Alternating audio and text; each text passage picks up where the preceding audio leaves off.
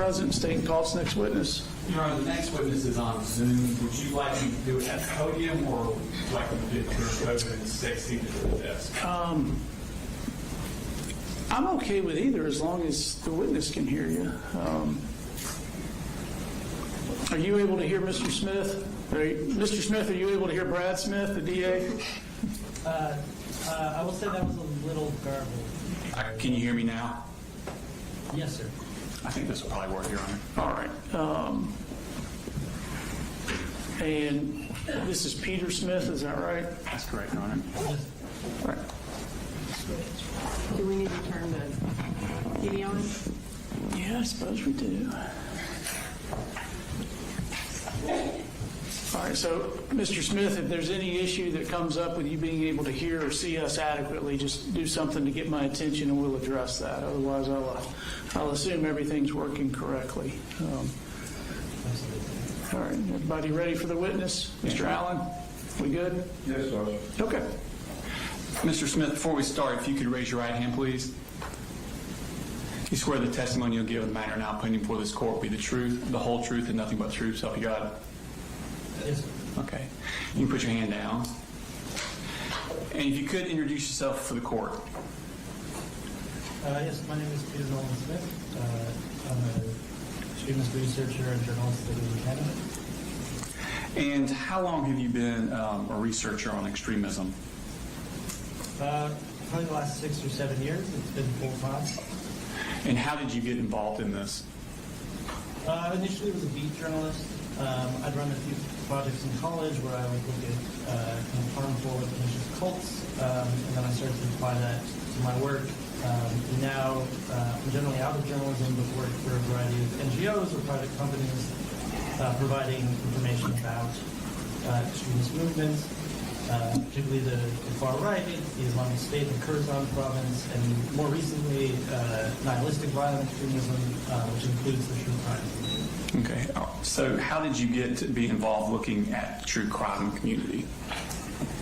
It started to intersect with extremely violent neo-Nazi movements, participants who were part of online spaces that we would call part of the true crime community, or TCC, were also parts of kind of online collectives or communities that would have similar kind of worship or lionization of mass killers. Have you done any writings on your research? I'm sorry, sir, could you repeat that? Have you done any writings about your research?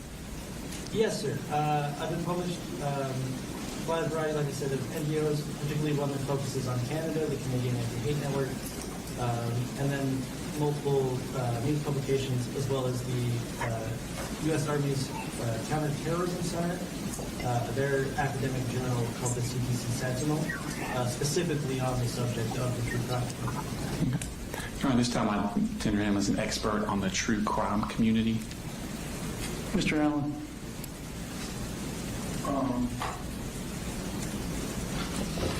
Have you had any, if I could, Yeah, you can go on here. have you had any special education or training with respect to extremism and any kind of relationship to psychological behavior? I'm sorry, sir. Could you repeat that? Yeah, you may have to. Have you had any special education or training with respect to extremism and the impacts on psychological behavior? No, sir. Okay. Do you have any educational background with regard to the sociology of extremism and its impact on communities? No, sir. I was a political scientist. Okay. And in your studies as political science, what did you concentrate on? International relations, security, but yeah, predominantly international relations. And you had indicated that you worked with anti-hate group in Canada, is that right? Yes, an NGO that monitors and tracks the far right. Okay, and they are an advocacy organization, is that right? Yes, sir. Okay. And in most of your publications that you have listed, they have been related to advocacy, is that correct? Many of the publications relate to research, monitoring, propaganda analysis, I wouldn't say a majority of my work has been related to apathy. Okay. What other training have you had with regard to international relations and or the extremism community related to the TCC? I mean, I'm an investigator. I've taken courses in open source investigation, but if we're talking about training specifically related to the TCC, no. Judge, I'm not sure that he meets the qualifications under OCGA's 7702, I believe, is the section related to expert testimony, Judge. I know he's written some documents, but that's more of a chronicler more than it is somebody who has an expertise. I think if the court wants to accept his information as a lay opinion, that would be appropriate under 701, but I don't think he qualifies as an expert, Judge. Mr. Smith? I would disagree, Your Honor. As far as an expert, he just has knowledge about something that the average layperson wouldn't have that knowledge of to help the fact finder in their decision-making process. I would also note that the expert that the defense called used him as a resource for his own opinions about the TCC. So he was actually used as a resource by their expert because that expert did not have enough knowledge about the subject, and used him as a basis for that knowledge as he testified. Do you want to take a minute to elicit from him how much time he has spent researching the true crime community, how he went going about that? Tell us about your research of the true crime community specifically. Yes, sir. Again, like I said, initially it started when we noticed that it was observed by researchers that mass casualty attackers, particularly ones who weren't expressing a distinct ideological motivation, were repeating instances, linking themselves in kind of a chain of different actors, repeating details, including their own, as well as references to various online communities within their manifestos, within the writings on their firearms, within their guns, or like words written on the gun, for instance. There are numerous cases that get called back repeatedly, and this kind of led to a larger expanded project where we analyzed cases that had been linked to the TCC. This is for the paper that was written for the CTC Sentinel. When that was being done, we examined these cases. We found 21 TCC-linked cases and plots across 2024 and 2025 that showed some clear indications that people had been active within these communities. Since then, it is kind of a daily occurrence to spend time on social media, documenting the symbols, the language, the different social media platforms that these individuals can use and utilize to communicate with one another. It's not a unified group or a formal organization or even a political movement. It has a very large and broad social community that in very rare instances, but in prevalent instances, includes extremist violence. How have you gone about studying them? We do a large amount of logging of kind of visual language, the words that are used, or the language that is used repeatedly, instances of like manifesto analysis, post-attack. In the case of individuals who are interceded before plots take place, analyzing their online footprint. I think it's fair to say that there have been dozens of cases over the past 3 years, potentially more, where I have investigated those specifically. I've just spent the past kind of 3 years immersed specifically in the kind of nihilistic violence and the true crime community ecosystem online. All right, I'm going to permit him to testify as an expert, and of course his experience or lack of it will just affect the credibility of what that testimony is. First off, Mr. Smith, what is the true crime community? So it's a diffuse and decentralized network. It is kind of at its core a social community. It includes a large variety of interests, from people who just have a kind of passing interest in the subject and genre of true crime, but at its most extreme and violent, lionizes, glorifies, and encourages acts of mass violence, not for any particular political end, but for the notoriety to resolve grievance, and as well as the social standing among the other members of the community that it can provide. And who is it mostly comprised of? What type of people? I'm sorry, sir, could you repeat that? Who is it mostly comprised of? Oh, it skews quite young. It's international. We have a flurry of cases in Southeast Asia. Predominantly, though, it is a North American and Western Europe based phenomenon. And yeah, the participants skew particularly young, though there are outliers and exceptions to that. And what platforms are they using for this community? So it originated on a variety of websites and forums, particularly around the Columbine shooting, and then from there kind of evolved to include Tumblr, but now is so expansive that there's few social media and online spaces where there isn't some sort of presence.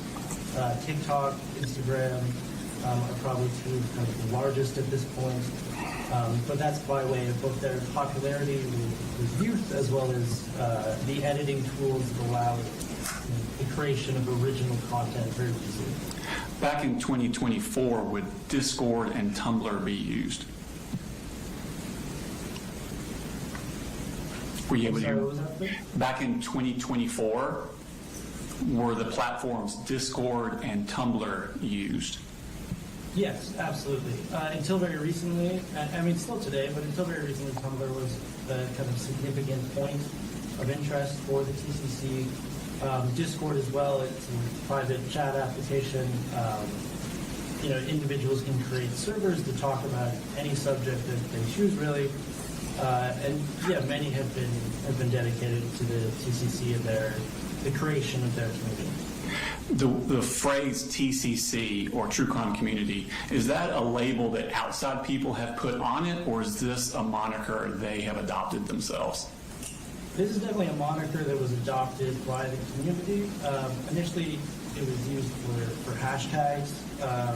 Hashtag, you put the number symbol ahead of a word, and then on social media platforms, by accessing that, you can see all of the posts that include that hashtag or word.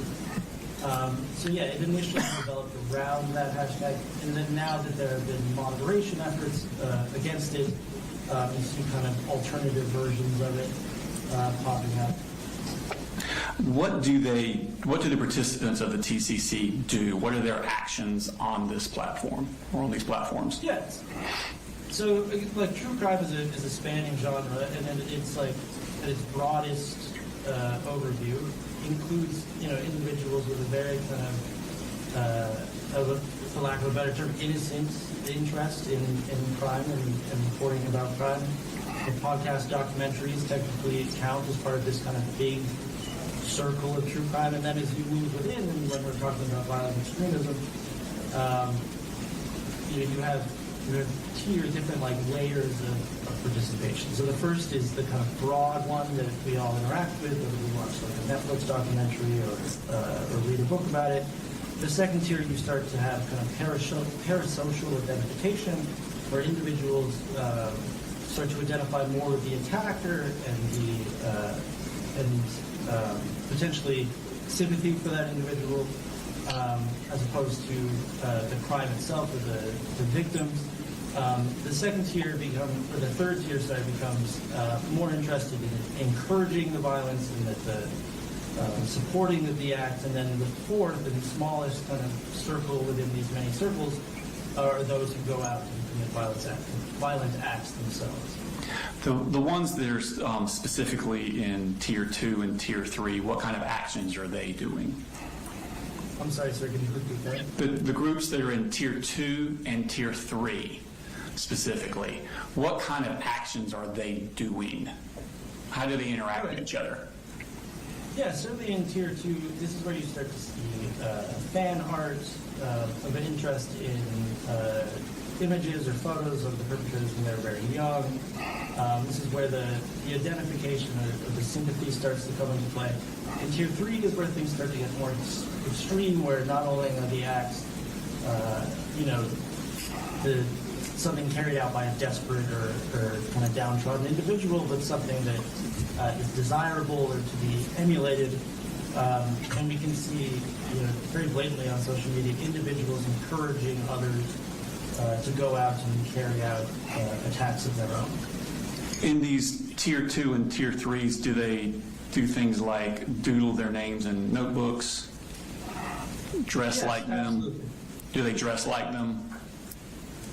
Yes, yeah, that's one of the in the kind of like mimetic or like repeating chain of actions.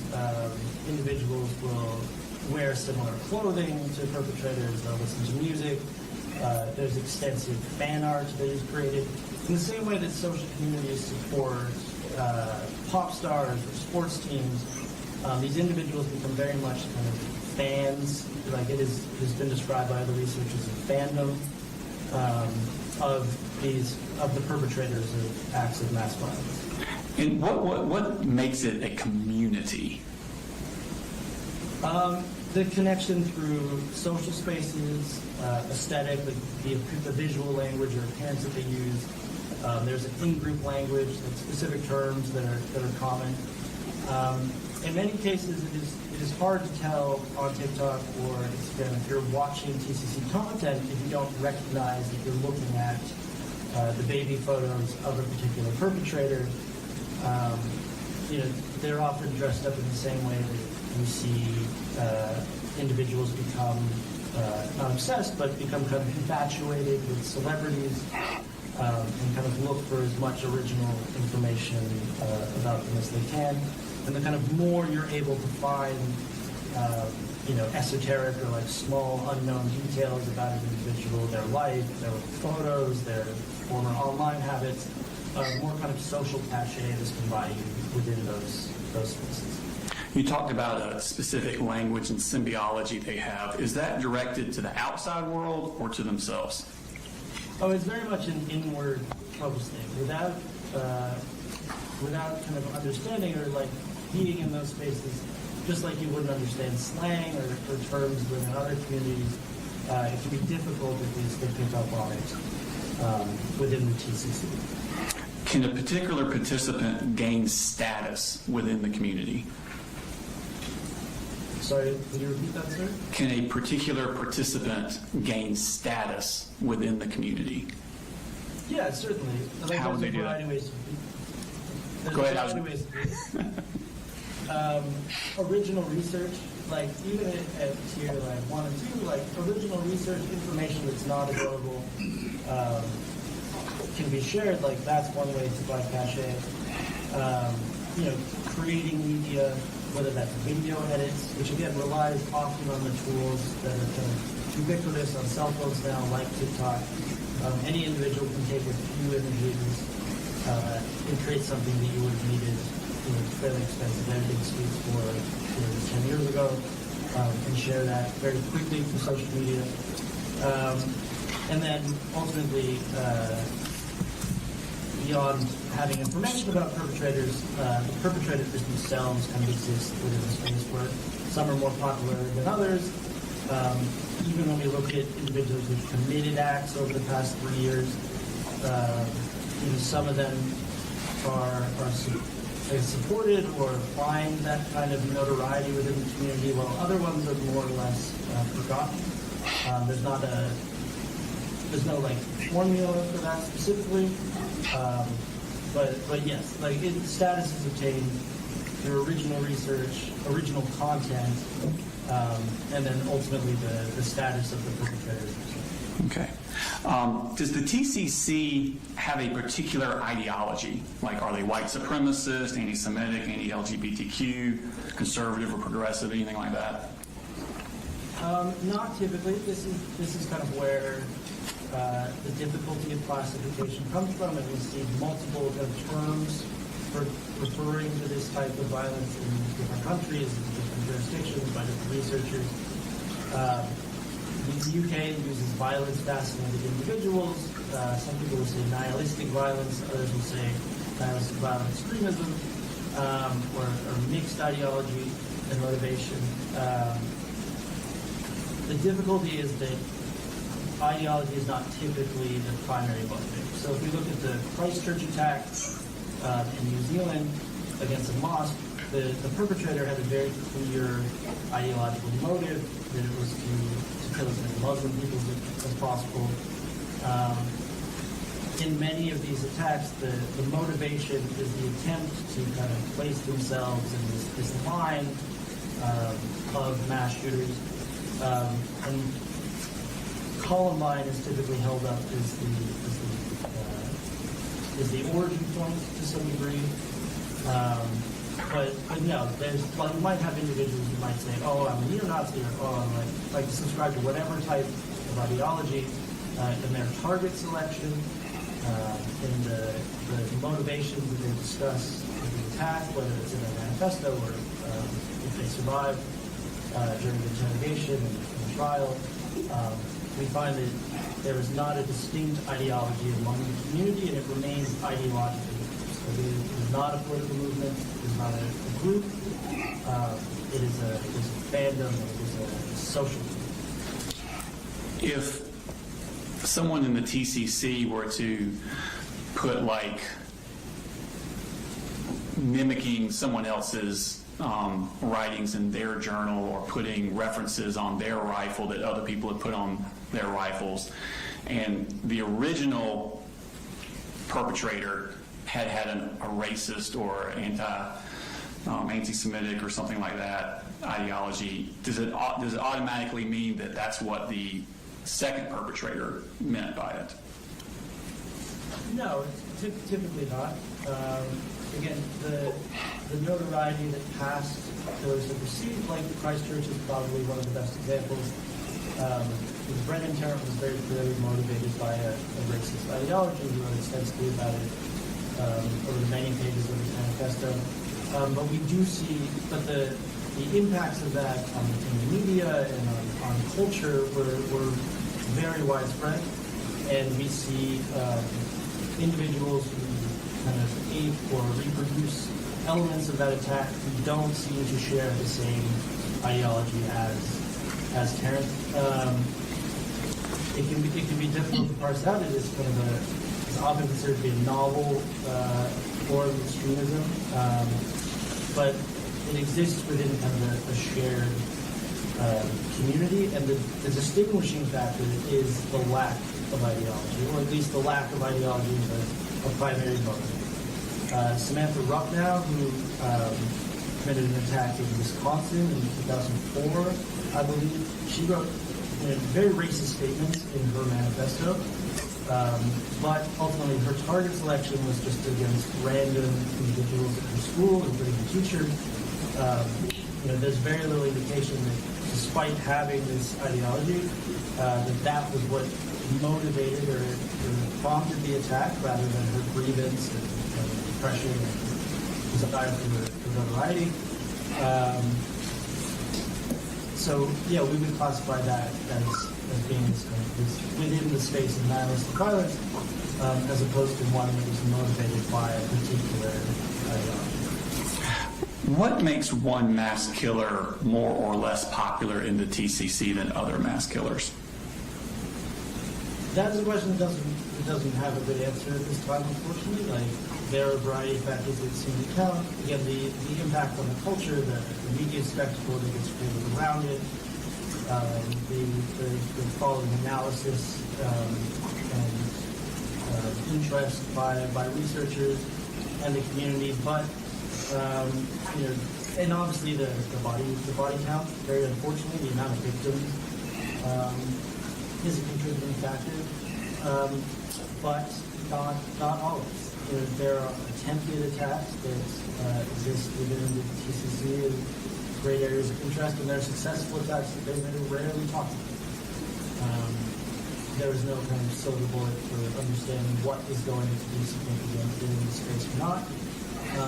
But individuals who do carry out these attacks, do seem to understand the type of content that the community would be interested in, whether it be manifestos, they have social media history, or sometimes we've seen that they kind of tailor what they're leaving behind, ostensibly for researchers and media to find. But yeah, there's no kind of firm formula for what gets turned into the subject matter. Would the amount of content available to the TCC affect their popularity? It certainly seems to. But there are individuals who've made sure to leave very large amounts behind who just haven't been picked up. There's unfortunately not, like I said before, there's just not a clear formula for what they're going to present and what they're not. Would additional content that came from the perpetrator after arrest, like continuing to feed content, would that affect their popularity? Oh, absolutely. There's a big culture of not only digging up the past, but trying to initiate contact with perpetrators, writing them letters, and then sharing those kind of in places. Yes, absolutely.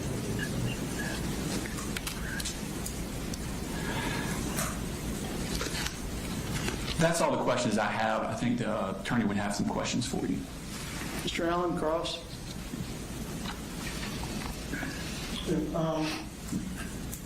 With regard to the research you've done, how many case studies with TCC turning into active shooters occurred? Oh, and were you able to hear that? Yes, sir. Okay. So, within the research you've done, how many case studies have you come across where active shooters have come from the TCC community? There was the case study I wrote for the TCC Sentinel. It has been reported by the Institute for Strategic Dialogue, who I believe has done a few reports. But it is a newer community, so there's not an extensive amount of literature on the subject. And within that article, there were 21 people you identified within your case study? Sorry, what was that? Within that article, you're referring to the one for TCT, right? I mean, the Yes, CTC. yes. Yeah. And that particular article, you were highlighting 21 cases, right? Yes, sir. Okay. From 2024 to 2025, 21 TCC attacks. Okay. And how many people are involved in the TCC community? It's an expansive community. There's, I haven't seen what I would call an accurate estimate. Within that, has there been any select control group study done to determine what kind of psychological impacts the various tiers you identified have on the community? Not that I'm aware. Okay. And within those 21 individuals that you cite to, how many of them turned into active shooters? I would have to consult my data to answer that question. I'm not 100% sure. Okay. Do you recall any of the cases and what kind of materials or manifestos are left behind? Oh, yeah, certainly. Like there's Samantha Ruppnow, which I already mentioned, and Solomon Henderson, Robin Westman. Sorry, just like I'm just listing off names. These are individuals who carried out attacks, for lack of a better term, successfully, and then left behind online footprints or manifestos that connected them to the TCC. And in identifying these, were they initially identified after the shooting, or were they tracked in any kind of manner before the shooting?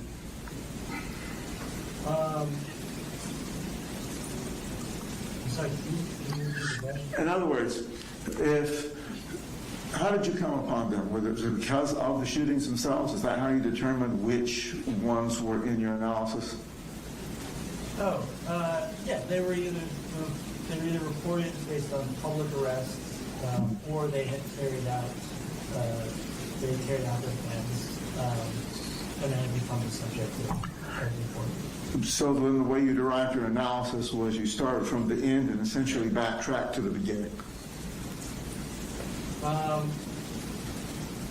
mean, we started with the most recent, certainly, and then, yes, to a certain degree, like the community is fairly, well, the behavior has existed for a long time. Fandoms related to the Apalachee were emerging very shortly after the attacks. It is a fairly novel community that started, it was roughly estimated, a couple of years before 2020, like 2017, 2018, that it kind of solidified into what we think of the ecosystem as today. How does that compare to other fandoms, like, say, Star Wars fans, or other than the fact that sometimes at the end you have a shooter that you're identifying, but how do they compare to other fandom communities? Well, like the fact is that most people who are involved in CCC are non-violent. Even those who get very deep, as far as tier 3, it might be a macabre, but it is a perfectly healthy interest to whatever degree, or at least a common one. To have an interest in true crime in particular cases. Most of the individuals who even talked about committing attacks, it's done in kind of a role-playing fashion. But there is a very clear problem of individuals who are parts of these communities who progress towards violence, or that encouraged by other individuals beginning to carry out those acts. And ultimately do, and then leave behind signals, or signs, or symbols, or callbacks to whatever else to past attacks that do come from that community. And in the specific studies that you did in the CTC Sentinel article, did you have any of that material reviewed through a psychological lens by a forensic psychologist or anything of that nature? No, sir. It is a counterterrorism and counter-extremism journal. It's written for counter-extremism research. Okay, thank you. That's all I've got, Judge. Any redirect? No, Your Honor. Thank you, Mr. Smith. All right, thank you, sir. You're free to go. Thank you, sir. Do we still need Zoom? No, sir. Not for today, Judge. I think this time we're going back to Investigator Smith for cross-examination. All right. Yes.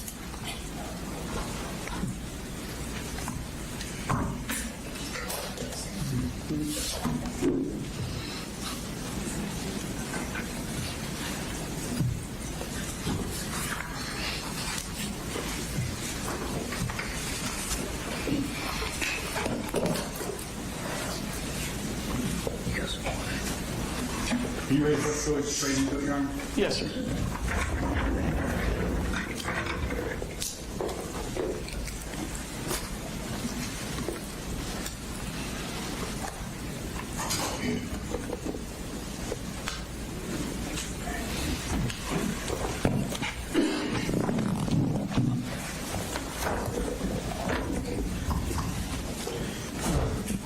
Good afternoon. Good afternoon. You're back. Yes, sir. Okay. Picking up sort of where all the testimony left off, we had just viewed the videos of your interview with Colt on both interviews. And in the context of your investigation, he was not the only person that you interviewed, was he? No, sir. Okay. Who else did you interview? So I conducted interviews with Colt, with Colin, I reviewed or watched a forensic interview with Colin's daughter, Jenny Gray. Also conducted interviews with Marcy Gray, I believe Annie Paulhamus, Mr. Charles Paulhamus, and Miss Debbie Paulhamus. Okay. And can you give me an idea as to what kind of time frame those interviews took? I would say within the first week to 10 days. Okay, so not long after the shooting. No, sir. Okay. Prior to the shooting itself, did you have any reason to have any interest in the family? I'm sorry? Did you have any reason to have any interest in the family? Was there any kind of investigation or report that you knew about? Previous to, I had heard about an incident involving Marcy Gray that occurred in Fitzgerald, Georgia. Okay. But nothing out of Jackson County? Not prior to, no. Okay. And do you know whether or not the school knew anything about an incident that took place in Jackson County prior to the current school year where the shooting took place? Prior to, no, sir. Okay. So other than Marcy, you have no idea about any pending investigations or any investigations through Department of Family and Children's Service or anything with the family? No, sir. Okay. And you had indicated that you spoke with Colt Gray. That was the day after the shooting, was it not? That's correct. Okay. And during that time, you got a fair amount of information from him with regard to Colt in school, right? That's correct. Okay. And he indicated during some point in his interview that Colt had been bullied in his prior school. Yes, sir. Okay. And he did not indicate that he did anything other than visit the school on that. Is that correct? I think that's fair to state. Okay. And as far as you know, he didn't seek counseling or anything for Colt as a result of the bullying. That's correct. Okay. And as part of his bonding with the child, that's when he bought the AR that was used in the shooting. Yes, sir. Do you recall from his interrogation or his interview how long Colt was in the school in Jackson County? How long Colt was in school in Jackson County?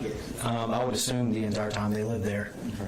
And during your investigation, did you get any school records with regard to his attendance?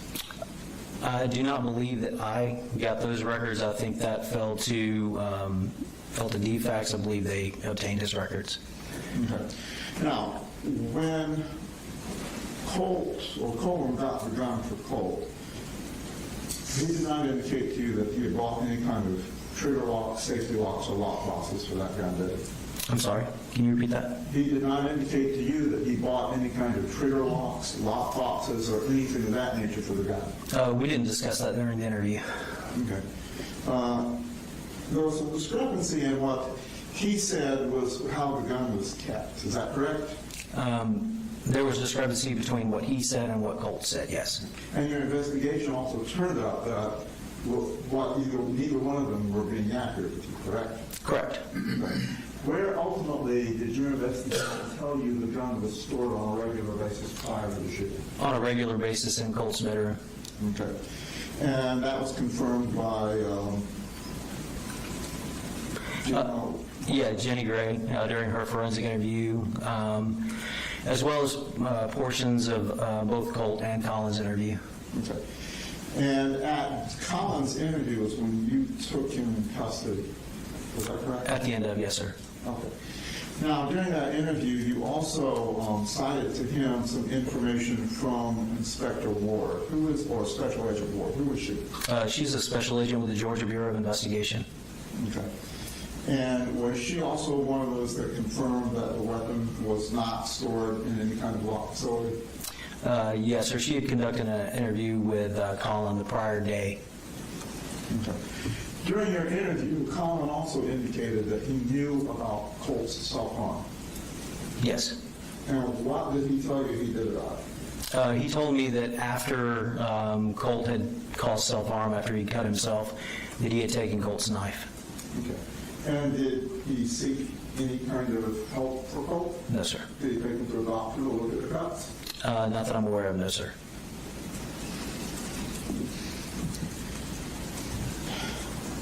shortly before school started, Marcy had moved back in with them. Is that your understanding? Yes, sir. And that didn't turn out well. No, sir. And were you aware that during that time that she was there, she had at one point threatened to harm Colt? I believe that happened sometime prior. Okay. So what was your understanding of that? My understanding of that, and I think Colin touched on that during his interview, some time ago, and I'd have to refer back to my case file, but some time ago, prior to September 4th, or prior to even Marcy staying there, that she had threatened to cause harm to Colt. And I believe it was around the same time of the Fitzgerald incident, if I'm not mistaken. And during that, Colin relayed that information. That wasn't something that Marcy, that I'm aware of, told Colt personally. That was something that Colin shared with Colt. Okay. And the Fitzgerald incident you're talking about happened with his grandmother, Debbie Pohanas. That's correct, yes, sir. And Debbie Pohanas is Marcy's mother. That is correct. And the incident you're referring to is when she was tied to a chair? Yes. Okay.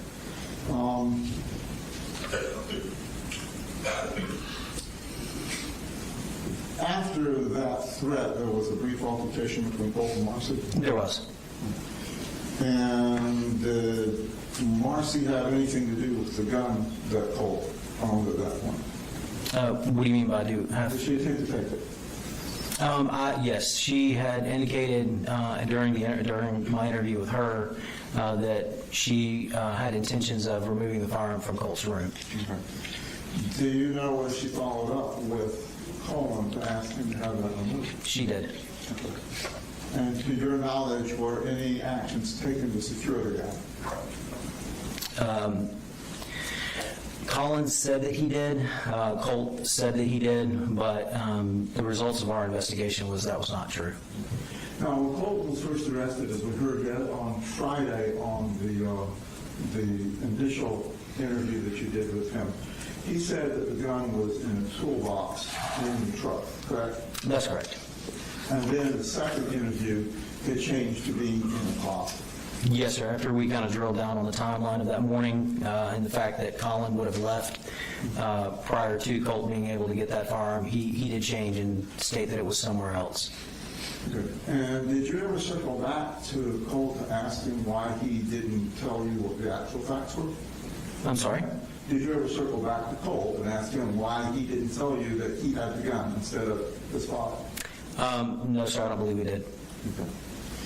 You remember your interview with Ms. Pohanas, right? Yes. Okay. And that interview, she outlined a lot of facts behind the altercations between Marcy and Colin, right? That is correct. And she's expressed to you her concern about Colt. She did. Okay. Do you recall some of the things that she talked about with regard to Colt's and his reaction to the arguments that his parents were having?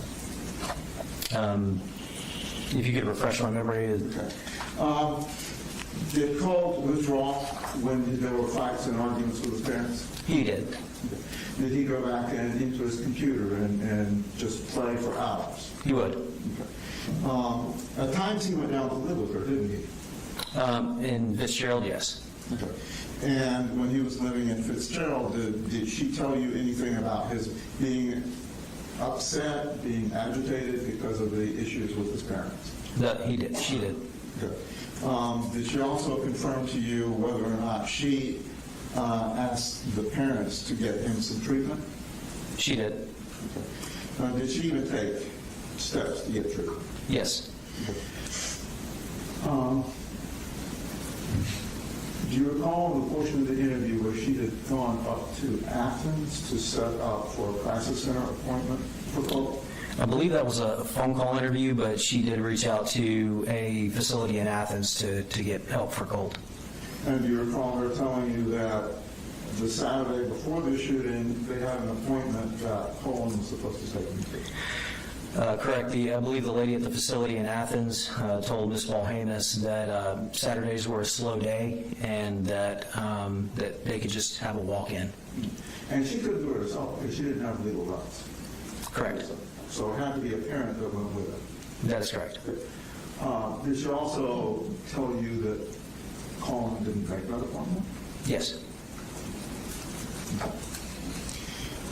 To the best of your understanding, Colin did not ever take Colt into any psychologist or therapist, even though he was asking for it.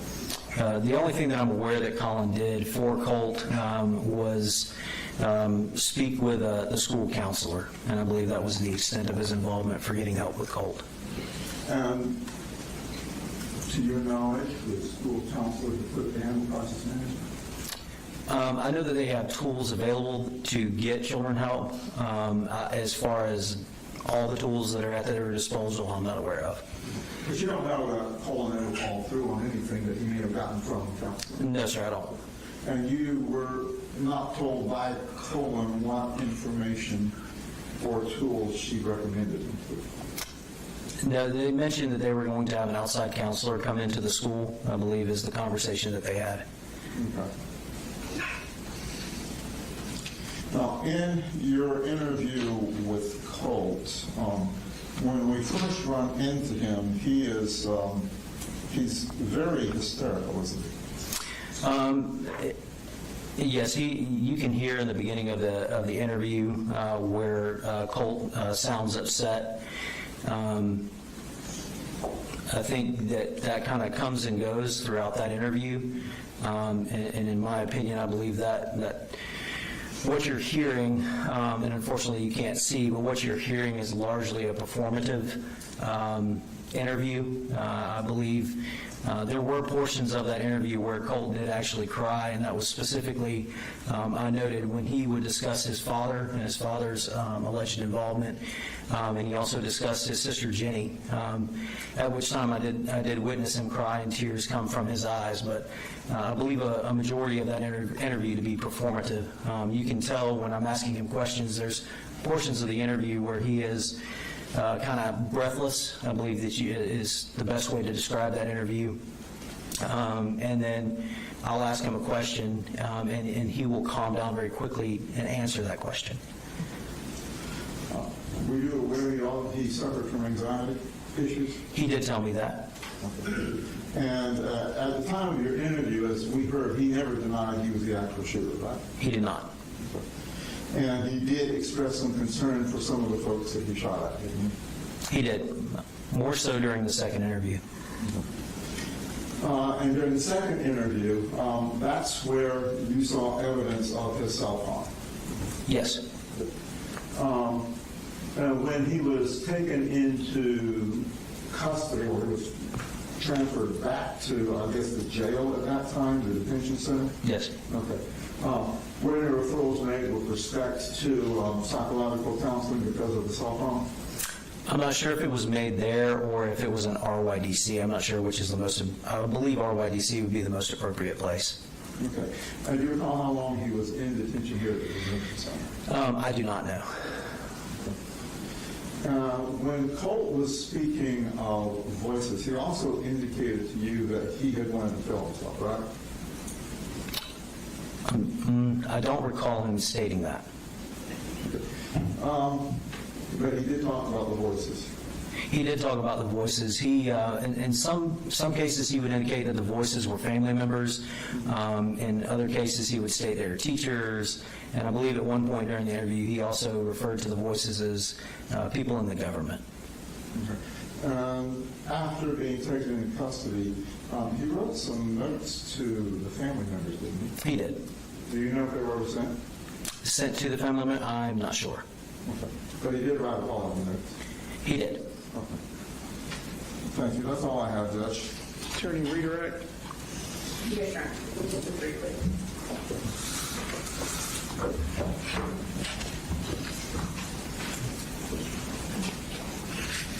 As far as the letters that Mr. Allen was mentioning, were those prompted by law enforcement?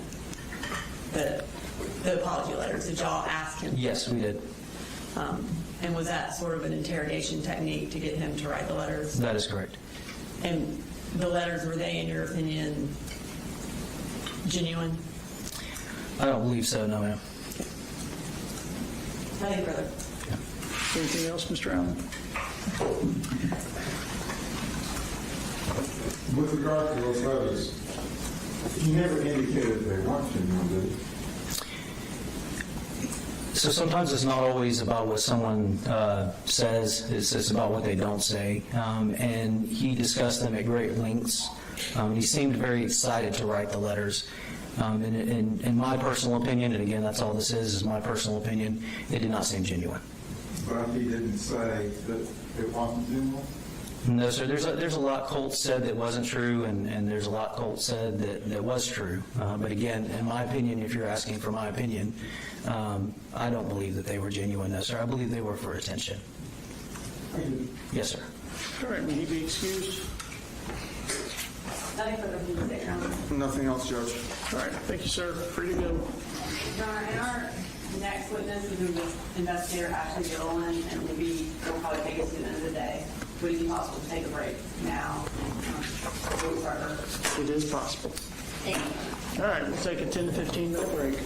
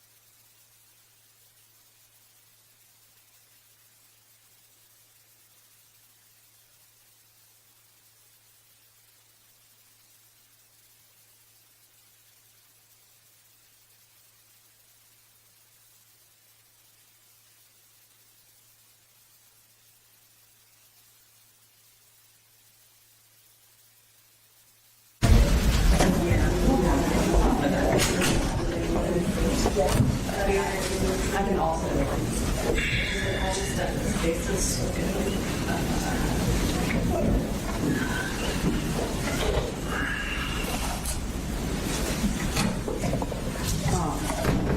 If we could have like a couple more minutes, we're finishing up a last minute technical difficulty. But Okay. we'll be ready very shortly. All right. Oh, yes, I can go and do that. And Your Honor, this is just, we have an evidence list, and I've been asking, so I put a court exhibit 2 on it so that you can have it.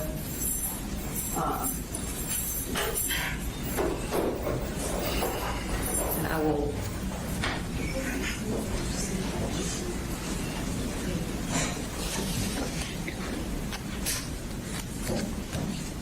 And we're all present for the record.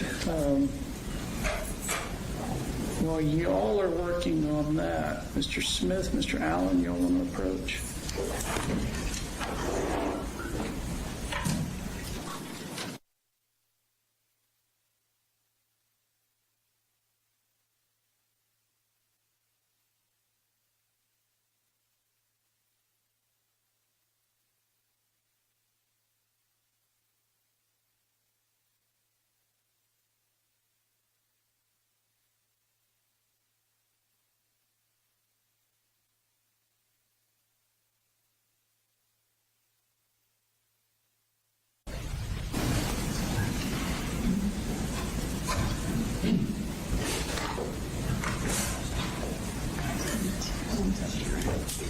I didn't have a sheet up here.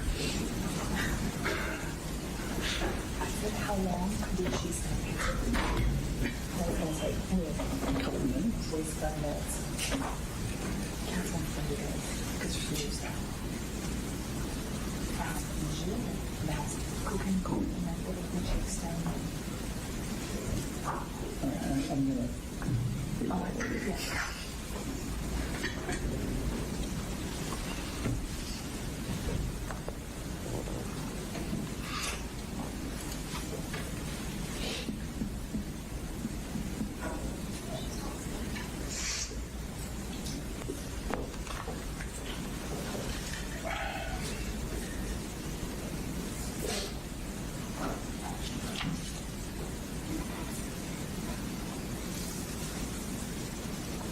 All right, Your Honor, we are ready. All right. Call your next witness. The state calls Ashley Gilliland.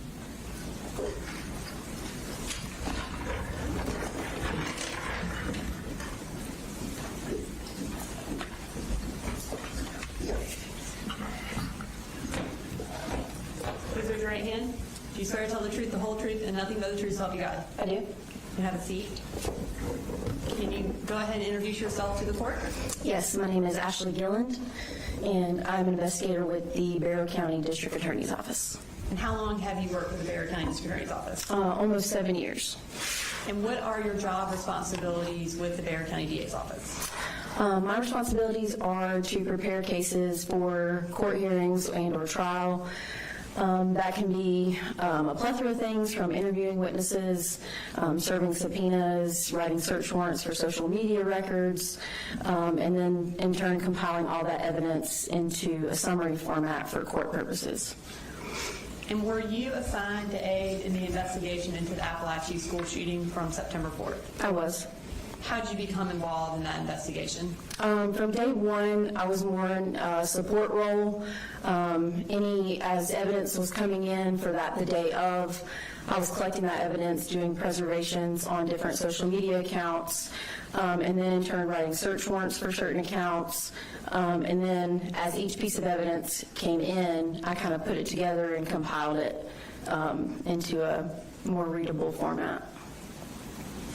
And as far as compiling it into a more readable format, can you tell us a little bit about what evidence you summarized and what evidence you reviewed with this case, and specifically in preparation for the sentencing hearing today? So I reviewed and compiled together Discord records, which is a social media app, Google records, cell phone extractions, computer extractions, crime scene photos, and any other type of photos that were found. as far as Discord records, whose Discord records did you summarize and look at? They were the defendant's Discord records, one from back in 2023 during an investigation, and then also one during the investigation of Apalachee. And those Discord records that you reviewed, are they on a jump drive that we'll be providing to the court with all the evidence? They are. And Your Honor, those Discord records are numbered State Exhibit 266, and we would like at this point to introduce them into evidence under the business record exception. All right. Mr. Allen? No objection, Judge. All right, they're admitted. In addition to Discord records, I think you mentioned Google records. Yes, ma'am. Okay. Whose Google records did you review? The defendants. Okay. And Your Honor, we also have the Google records on the jump drive, and those are listed as State Exhibit 237. We would also like to introduce those into evidence under the business record exception. Mr. Allen? No objection, Judge. They're admitted. In addition to those records, since the defendant's arrest, have you been able to get calls that he has made while he's been in custody? I did. And I did subpoena jail calls from while he was in different YDCs. And have you also reviewed those calls as part of preparing for today? I have, yes. And Your Honor, this time I would like to introduce into evidence State Exhibit 267 through 335 and 345. They are clips from certain jail calls between the defendant and his mother, Marcy Gray, that we would introduce under the business record exception. Mr. Allen? No objection, Judge. All right, they're admitted. Okay. And then the last, these, did you also obtain the defendant's medical records or psychiatric records from the youth detention centers as well? I did. And Your Honor, this time we would like to introduce into evidence State Exhibit 336A and B, which are the medical records for Colt Gray from the various youth detention centers, and we would have them placed under seal as well. Mr. Allen? No objection, Judge. All right, they're admitted and they'll be filed under seal. Thank you, Your Honor. Specifically in preparing for today, was a PowerPoint created as part of your presentation? It was, yes. And does it summarize the digital evidence related to the defendant in this case? It does. Okay. Can you just briefly tell us what the purpose of the summary PowerPoint is?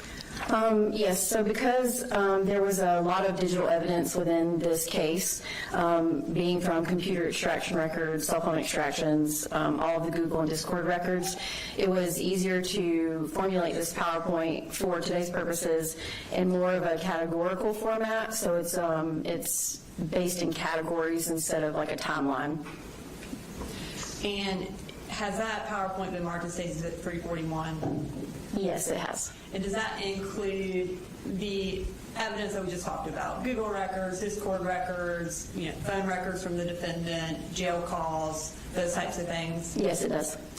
Your Honor, and have you had, Investigator Gillen, have you had an opportunity to review that PowerPoint? Yes. And it is the PowerPoint that is on the jump drive that we'll be providing to the court, is that the PowerPoint that was created in anticipation of this hearing? Yes, ma'am, it is. And Your Honor, this time I'd like to introduce an evidence Exhibit 341 so that we can go through that PowerPoint with the court today. Mr. Allen? No objection, Judge. It's admitted. Okay. Can we have the TV?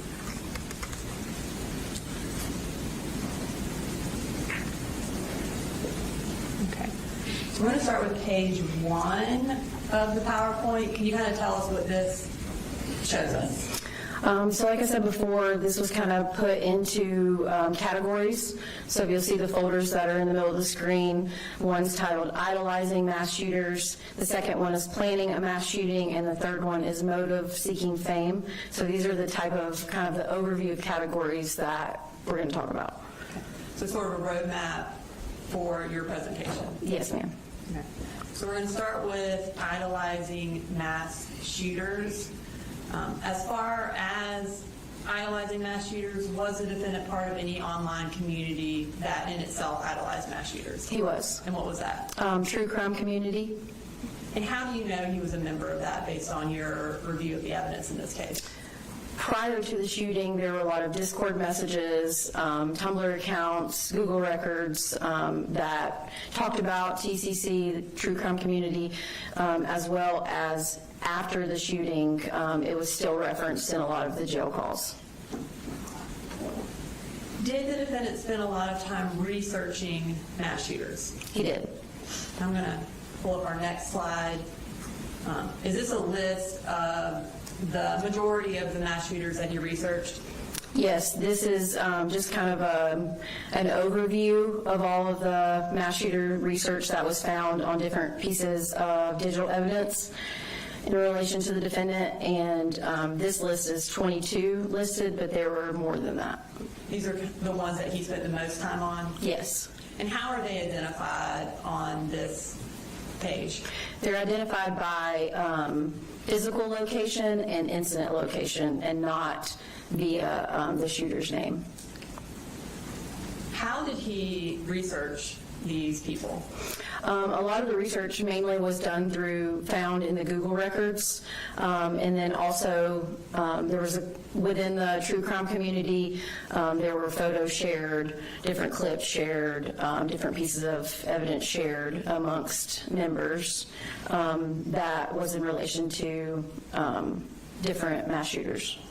Did he save any of this information that he researched anywhere, like on his phone or his computer or within his Discord? Yes, there were many different pieces of evidence saved on his phone, his Discord, and his computer extraction, with that being anything from photos, videos, incident reports, crime scene videos, lots of different pieces of evidence. And when he's researching these people, is he also Googling things related to them? Yes, he Can you is. give us an example of some of the Google terms that he used to search for these mass shooters? Yes, there were several different Google accounts, and within those, there's a search history, and so within the search history, there's a lot of different terms. So this is kind of just a short couple things that he Googled, the defendant Googled: shooter caught on police body cam, Dallas police ambush, unstable veteran opening fire in a crowded bar, soldiers of Christ torture during initiation. Let me see the other ones. Extended dash cam video of man plowing through parade, Uvalde school shooting video, how to get kicked out of a gun range, cell phone footage of the first shots fired at Route 91 Harvest Festival, 911 Sandy Hook calls, plea for help, Parkland shooter, I love to see the families suffer, and Maine gunman's body.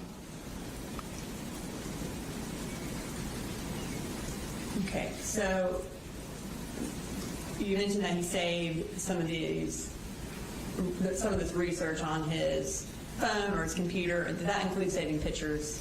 Yes. Okay, so we're going to move to the next slide and just kind of tell us what this is. This is just a collection of photos that were found on his Discord and phone extraction, and this is just a kind of a compilation of all of the different mass shooters. And I'm going to zoom in on one in particular. Can you tell us what this is? So this is, it says your result on there with the name of one of the Columbine shooters, and this was a result of, he took a quiz called What True Crime Personality Are You? And that was taken on September 3rd, which was the day before the shooting, and this was the result that he got and saved to his phone. Was September 3rd a school day? It was, and this was saved at around 1 p.m., so it would have been during the school day. And was he at school? He was not. Now, we just showed the court a list of all the different mass shooters that he researched. Were there 4 in particular that he researched the most? There were. Okay, and who were they? The 3 that we talk about here the Parkland shooter, the Sandy Hook shooter, and then the Buffalo shooter. Okay. And then do we also talk about the Aurora theater shooter? We do. Okay. So we're going to start with the first one that he researched extensively, which is the Parkland shooter. And just for clarification, what is the Parkland shooter's name? Nicholas Cruz. And how does he spell the Nicholas? Was it with a CK or with a K? With a K. Okay. what kind of type of evidence are we going to start with in talking about the defendant's idolization of the Parkland shooter? The first category is listed evidence of obsession. So basically things that show or prove that he was obsessed essentially with the shooter. And that could range from different messages or photos or things that he saved. And was this obsession with the Parkland shooter, was the time frame for that, did that lead up into the shooting on September 4th? Yes. All right, we're going to show this page. Tell us what this shows us. This is just specifically from the defendant's Discord. So these are photographs of the Parkland shooter that were saved and shared specifically on the defendant's Discord account. Okay. I know this is showing up as one page, but were these individual photos saved on the defendant's phone? I mean, saved on the defendant's Discord, and we just reproduced them in one page? That's correct. Okay. Was this all of the photos that he had of the Parkland shooter that he had on Discord? No. Were there a lot more? There were a lot more. And then tell us about this page. These were ones that were specifically saved on the defendant's cell phone. And again, this is just a small collection of photos in comparison to the amount that he had on the cell phone. Did he have over 2,000 pictures of the Parkland shooter saved on his phone? Yes. In addition to having these pictures on his phone and on his Discord, did he also have pictures of the Parkland shooter printed out at his house? He did. There were 16 photographs that were printed out and on his bedroom wall. And this time we're going to go ahead and show you that.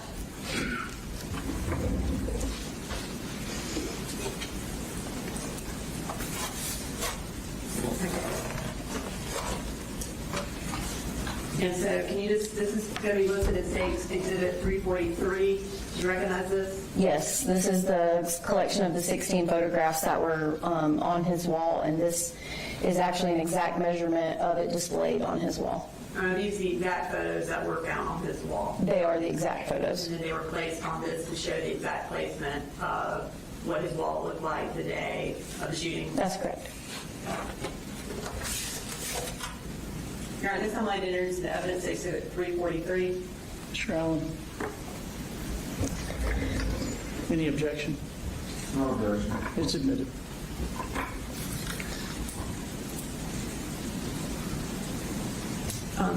Did he also take pictures of himself in front of the shrine? He did. And what did he do with those pictures? He shared them on his Discord account. Okay. When was the first photograph of the shrine taken? It was the first photograph of the shrine with the defendant was taken August 9th of 2024, which was approximately 25 days before the shooting. And based on your review of the digital evidence, did that shrine appear to remain on the wall from August 9th all the way up until September 4th? It did. So you mentioned that he took pictures and shared them on Discord. Is this one of the times he shared a photo on Discord? Yes, this was shared on August 28th of 2024. And then you see to the left is an actual photo, the photo that he shared from his bedroom. Okay, and this is, he shared it with Mandy. As far as what he told Mandy, can you tell us that about this photo? Yes, so his Discord name was Occasional Burner, so he's the one in the blue at the bottom. He says, "My mom's in rehab, so it's just my dad, and he knows not to question what I do."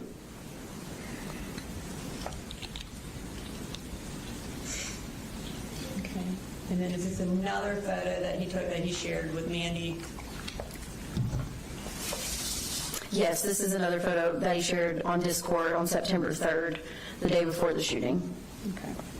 In addition to having all these photos saved and these photos printed out, what other evidence of the defendant's obsession with the Parkland shooter did you find? Yes, there were lots of other research materials that were viewed and saved on his cell phone, Discord, and computer. Okay. And so does this page show the different types of research that he did on his cell phone or on his Discord? Yes, it does. Okay, can you just kind of read through what exactly he had either saved on his computer or that he researched? Yes, on the left-hand side, investigative summary of shooters' cell phone contents and internet searches, surveillance videos of the Parkland shooting, visited website for shooters' police interrogations to view interrogations and took screenshots, saved a minimum of 2,664 photos of shooter. That was specifically from February of 2024 until the shooting. Watched each day of the shooter's sentencing trial that happened in October of 2023. Watched YouTube video titled Parkland Shooter Faked Psychiatric Symptoms After Shooting, Expert Says. And then on the right-hand side are what's in quotes is what he Googled, specifically Google searches.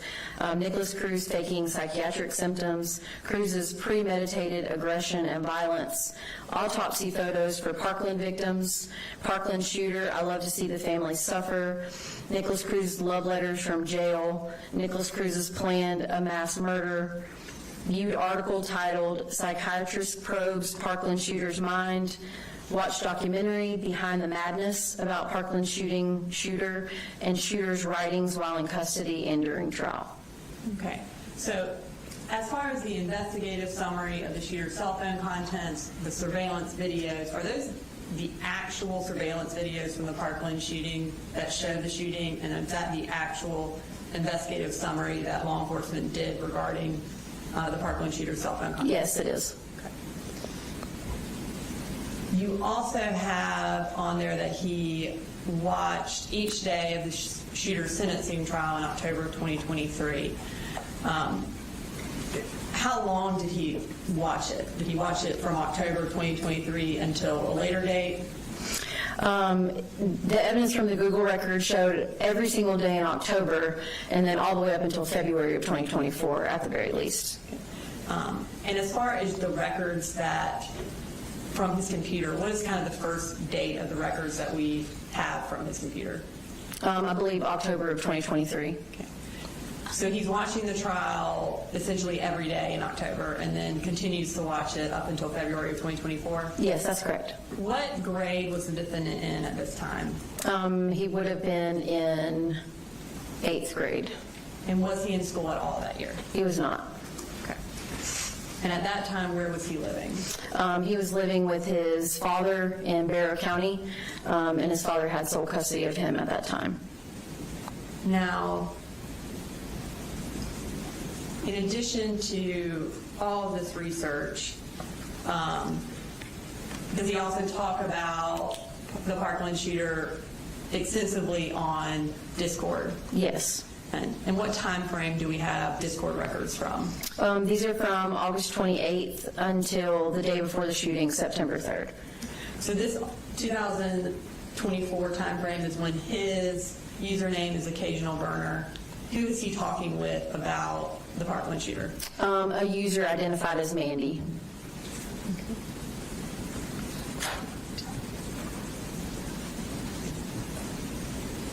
Now, kind of what I'd like to do here is if you will identify the date and time of the Discord record, and if you want to read the defendant's Discord, and I can read Mandy's, so that we can kind of go through them for the court. Sure. So on the left-hand side, you see the date with a timestamp. This timestamp also is in what's called UTC time, which is Universal Time Coordinated. It's a standard time used kind of to regulate clocks around the world. So almost all digital evidence comes in UTC, so we have to convert it to Eastern Standard Time, which is typically -4 during this time frame. So it's -4 hours. So for example, this would be the first one will be August 28, 2024 at 11:42 a.m. And if you want to read those first two messages. Yes, ma'am. If you don't have multiple pictures of him sprayed across your wall, a multitude of archives related to him, and not having him be the sole reason you're still alive, you're like fake as fuck. At least that's my quite diluted philosophy regarding the type of love you have to have towards Nick. Okay. And then about 2 hours later, Mandy says, do you have any hobbies aside from games? He responds, shooting, Nick, people watching. That's about it. and it looks like about 5 hours after that, he makes another comment. It seems like any inspiration/motivation I have always ties back to Nick. And again, was this August 28th, a school day? Yes, it was. And was he at school that day or at home? He was not at school that day. Okay, we're going to move to, looks like more Discord from August 28th. Approximately what time is this? This would be around 7:16 p.m. And if you want to go ahead and start reading those records. Like, it's weird, but I feel like they only see him for that and not for who he is as a person. I think a lot about him being forgotten and just a number, as the victim said. I've cried thinking about it. So I promised myself and him I'd never leave his side. Yeah, when I watched the impact statements, I had so many panic attacks because, like, why do they feel the need to be so hateful? If it wasn't for Nick, I would have blown my brains out months ago. I know, right? So inhumane. Like, begging for him to get raped and killed, WTF. But I saw him and my heart and people say Nick's the monster. Now we're moving to more records from August 29th. Around what time do these start?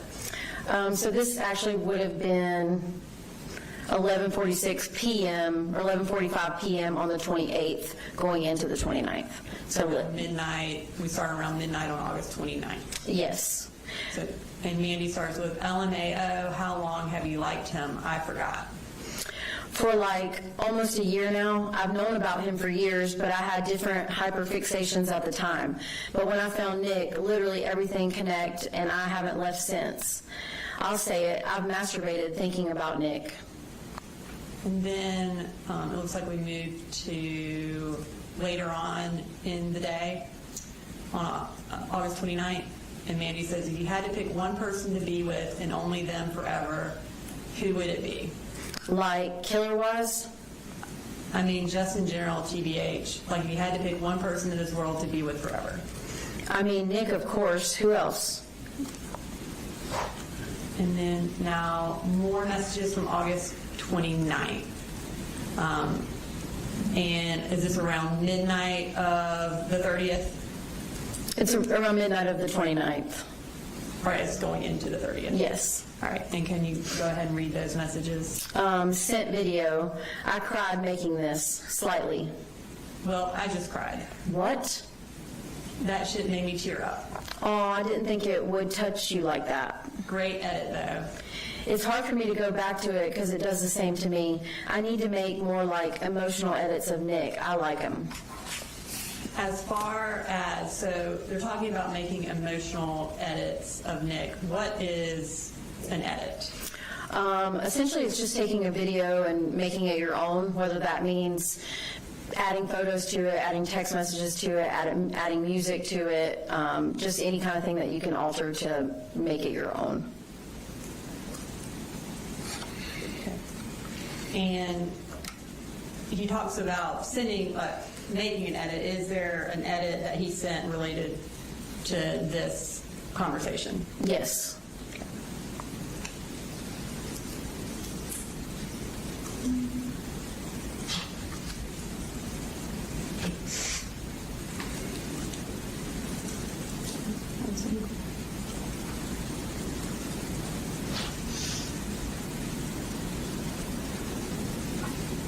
Okay. And this time we're going to play that video edit that Lieutenant made. Emergency. Hi. I was just going to stop. Don't try to got me. And they were going to got me. I came back. When did this occur? How long ago? Even though we barely know each other, it still hurts watching it fade away,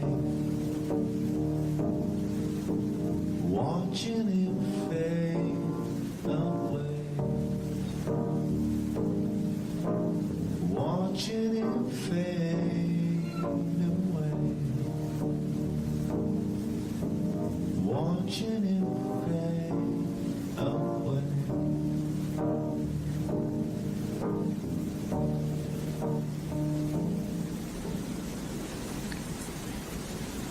Okay, now we're moving to September 2nd, which is 2 days before the shooting.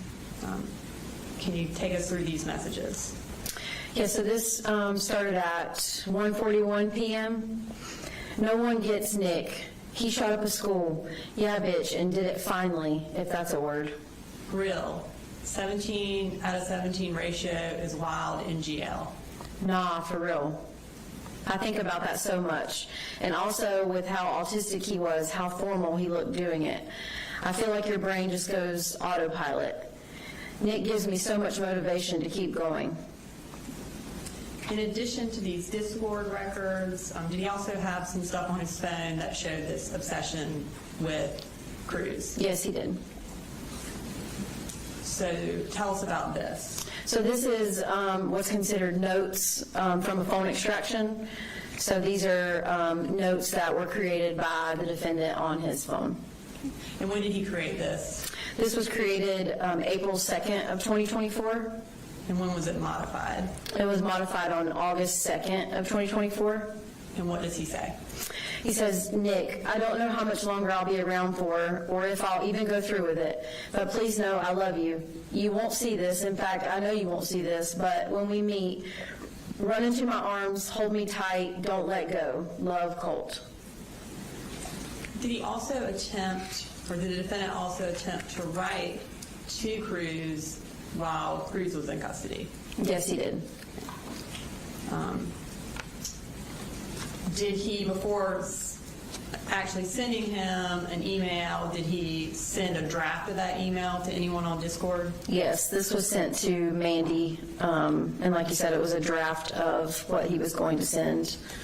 And when did he send that to her? On August 28th of 2024. And can you tell us what was in the letter that he ultimately did send to Cruz? He said, all right, I'm happy with this.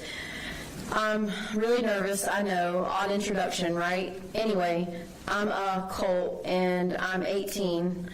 I know you've gone through a lot mentally, so I'll keep it short. I don't want to overwhelm you.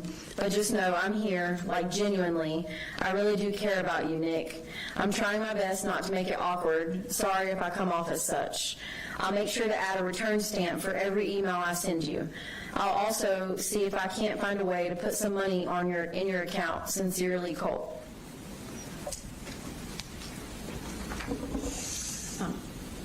When the defendant sent this email to Cruz in custody, did it actually ultimately get to him? It did not. And why not? It was labeled as harassment and returned to the sender. After the defendant attempted to send this letter or this email to Cruz, what happened? So he began messaging someone that identified themselves as Cruz's cellmate. And did Cruz's alleged cellmate reach out to the defendant after this email was sent? Yes. Okay. And do they have a rather lengthy conversation? They do. And is that on the defendant's cell phone? It was, yes. What's the time frame of that conversation? I believe it was September 2nd until the early morning hours of the shooting. And I'm going to start, and kind of as we've been doing, if you want to read what the defendant writes, and I can read what the alleged cellmate writes. Yes, ma'am. Again, kind of tell us what time does it start. So this is September 2nd at 8:28 p.m. It says, honestly, went over everything related to Nick and wanted to reach out. Yes, I mean, to be honest, what normal person would want to write him and get to know him on a romantic level, LOL. He even know that shit is insane. That's the funny part. But honestly, I can relate to his trauma, but like romantically, I don't know, he doesn't want that.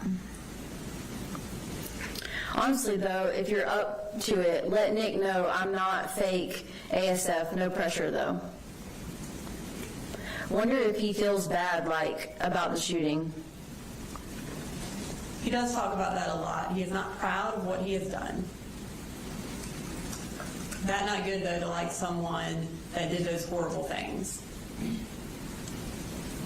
I agree. And not know him outside of that, I mean. They did pretty well going through life during the trial. Well, is he around? Sigh. Hey, y'all got news in there? Yes. Just making sure. And about how long is this before the shooting? This was around 9 p.m. on the 2nd, so a little over a day. Hope you can stay in contact until the 4th. Got something I want to show you, and Nikki, honestly. Yeah, got to prepare for prison myself. Hey, can you and Nick be up around 8 to 9 a.m.? And what time are we at now? This is midnight, around midnight on the 4th, on the day of the shooting. I've got my surprise ready. Is it still midnight the day of the shooting? Yes, ma'am. Yeah, but I don't know if I'll have my tablet. Well, I guess Nick will know either way. Has he said anything? Oh yes, I said you were funny and seemed cool so far. Thanks, dude. At least he's got my name. What's the surprise mystery, man? LOL. You'll see. And ultimately, do we know who the person he was texting was? No, there were search warrants done, and it just was someone using a fake number. All right, so moving to our next slide, what's our next kind of type of evidence we're going to talk about related to the defendant's obsession of the Parkland shooter? Evidence of mimicry. What do you mean by evidence of mimicry? Essentially copying someone else, whether that be mannerisms, with words, with movements, with any type of thing where you're imitating someone or trying to mirror someone else. And in this context, is it specifically mimicry of other mass shooters? It is, yes.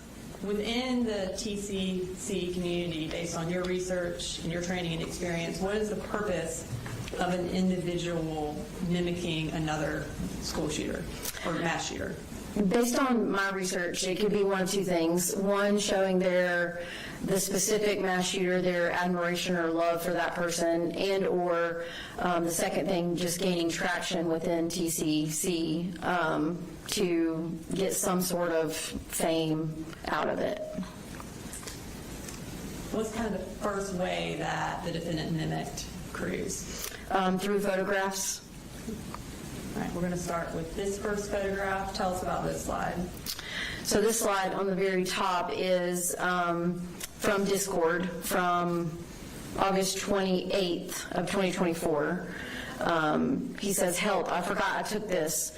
I tried to fucking replicate Nick's face thingy in the mirror. So on the bottom left-hand side is the Parkland shooter's photograph that was saved on the defendant's phone and computer and Discord. And the photograph on the right is a photo that the defendant created back in July of 2024. And these were shared with Mandy on Discord. And as far as the picture on the left and the picture on the right, were those both shared with Mandy at the same time when he's talking about, I tried to replicate Nick's face thingy? Yes.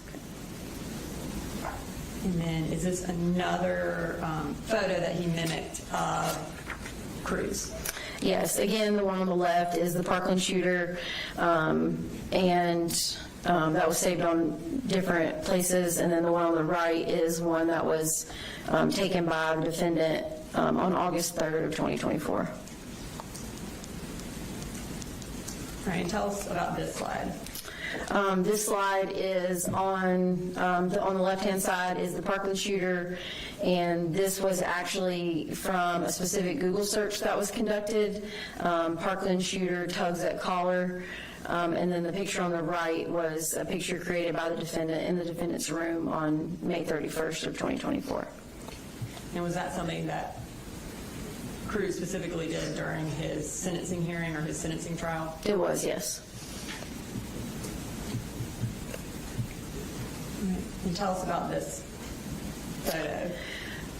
So the very top one, there were a selection of prison writings that were collected by the defendant, saved to his cell phone and computer. And it was saved as a whole, but then also there were snips of specific sentences from those prison writings. So this one in particular was a snip that was saved on his phone just like that, like you see here. And it says, "I also like girls with red hair and a positive outlook on life." And that was saved on April 3rd of 2024. And then the bottom one is a photograph that the defendant took on August 3rd of 2024. And is it him with red hair? It is, appears to be.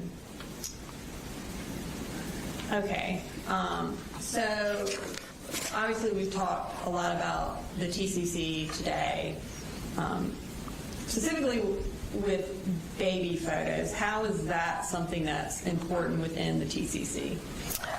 It seemed to me that they value the other mass shooters' lives, and so they will try to save a collection of photographs of them at different stages of life, starting with when they were younger. So the defendant not only had the Parkland shooters' baby photograph saved on his devices, but several other mass shooters saved on his devices. And the picture on the right is of the defendant and was saved to his cell phone and then shared with Mandy on Discord with a collection of photos on September 2nd, which was 2 days before. The collection of photos that he saved were selfies, along with a baby picture, and told Mandy, just in case. I want you to have these just in case. So essentially, he sent these pictures to her 2 days before the shooting and was saying, just in case. Yes. Okay. So we talked about how that you have, prior to today, listened to a lot of jail calls between the defendant and his mother.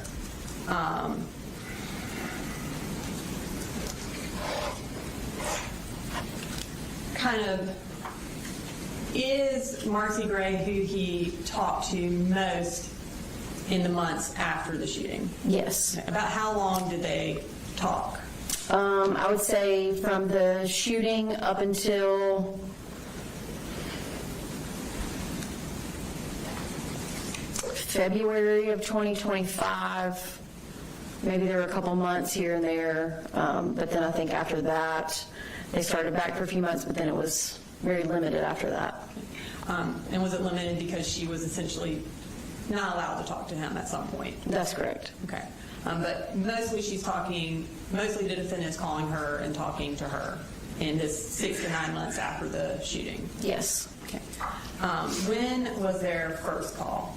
So their first call was October 1st of 2024, and we received all of these calls from YDC, and in the first call, it's kind of a lengthy call, but it talks about asking her to look up his name on Tumblr, Tumlook, and along with TCC, and they kind of talk about all the different mass shooters he's being compared to, and essentially every call after that is referencing that in some way, shape, or form. And so we have October 1st here, and this is State's Exhibits 267 and 268. So he's talking to her, and you said that kind of the first conversation is him getting her to look up stuff about him online. Is that correct? That's correct. Okay, so let's go ahead and play that clip. Huh? Do you have any data? Yes, we got it back today. You want to look anything up, please? Yeah, Nikki, and then go to the news station. Okay. And don't say, these are recorded, so Oh, yeah. Okay, let's see. just block out the name or something. Let's see. We'll say latest news. Let's see. Oh my God. Here's the latest news fact. He recently agreed to donate his brain to Oh, science. yeah, okay. So the recent one? Yeah. Let's see. Or as far as anything pertaining to me, because I have quite a few sessions with them, so. I know. Well, now that I got the internet back, I'll do some deep digging. Who's over with my name, maybe? Let's see.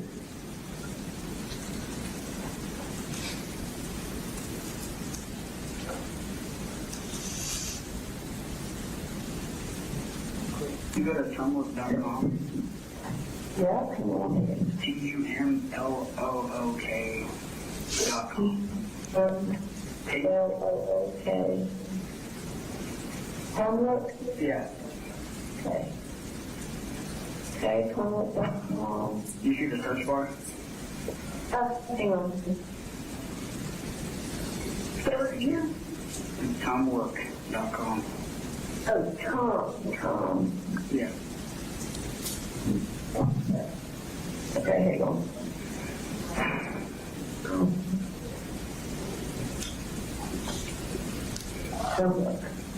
Okay. Search. Okay. My name and then PCC at the end. Your name? Yeah, and then PCC. it's only PCC. Oh, God. PCC? Yeah, TCC. PCC. Yeah. Okay.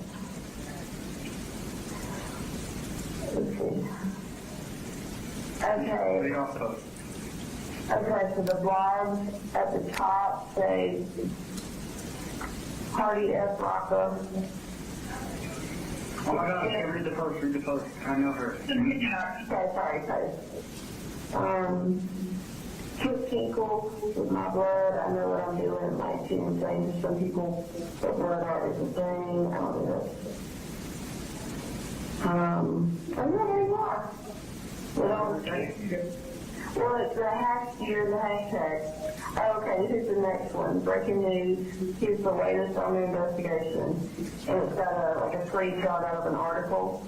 And then it says, Dad got arrested probably because the gun was his and he was aware of what his son's past actions and comments were. Okay, just keep scrolling.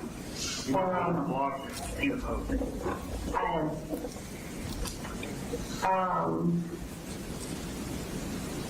Let's see.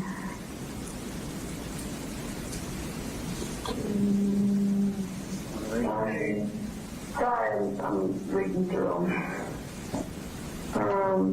Could you repost the Colt drawing? Oh, they have a Colt drawing. Oh, it's got this drawing is awesome.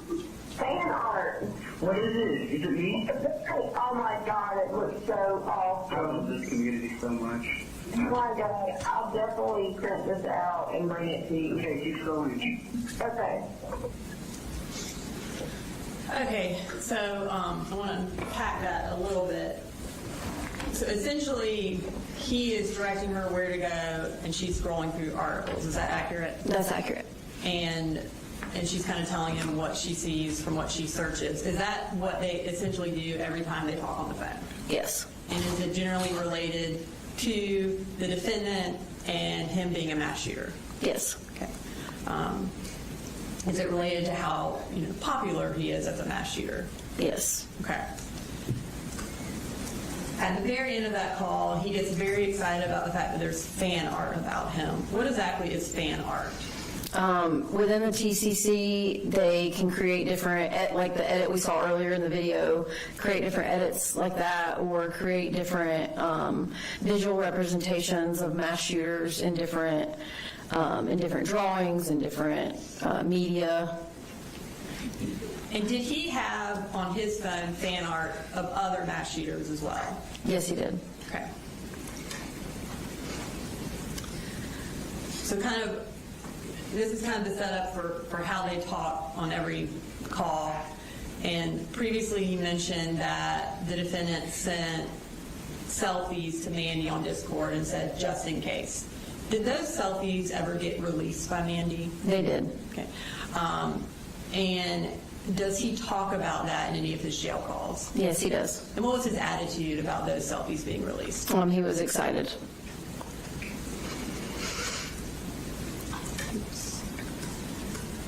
What? Here's some pictures of you. What? These should see pictures that you posted online or something. It's, Okay, go with they tell you. yes, there are a bunch of things. It says, Oops. Right. So he's excited about these selfies being released. That was from October 9th, so that's about a month and 5 days after the shooting, and that was Exhibit 272. Okay, in addition to this photo mimicry, was there other mimicry that he did related to the cruise? Yes, there were. Okay. And what's our next kind of evidence of mimicry? Journal entries.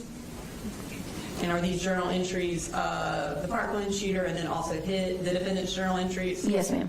Okay. Let's start with our first journal entry. Tell us what is here on the left. On the left-hand side is a journal entry that was from the Parkland shooter. This was located on the defendant's computer on October 14th of 2023. And then on the right-hand side is a drawing from the defendant that was found in a yellow spiral notebook at his home address. Okay, and as far as similarities, kind of tell us what is similar about these two, or that shows some mimicry between the defendant and the Parkland shooter. So the first one, you see the red box around the stick drawing, a similar face, backwards hat, with essentially a gun in their hand. The second one is, you can see it's there clearly as a whole. There's the word school, there's the word teacher. So this is a school desk that was drawn with the student sitting at the desk. And then moving to our next journal mimicry, tell us about this page. Again, the one on the left is from the Parkland shooter located on the defendant's computer, October 14th of 2023. The one on the right, again, is found in the yellow spiral notebook at his house. And so there's a couple different similarities here. So the first red box is around a tactical vest. So it's drawn in a similar manner, just in general, talking about a vest. The second one is the words SS now, which is a Nazi reference. And then the third one is a round count, so like a ammunition round count.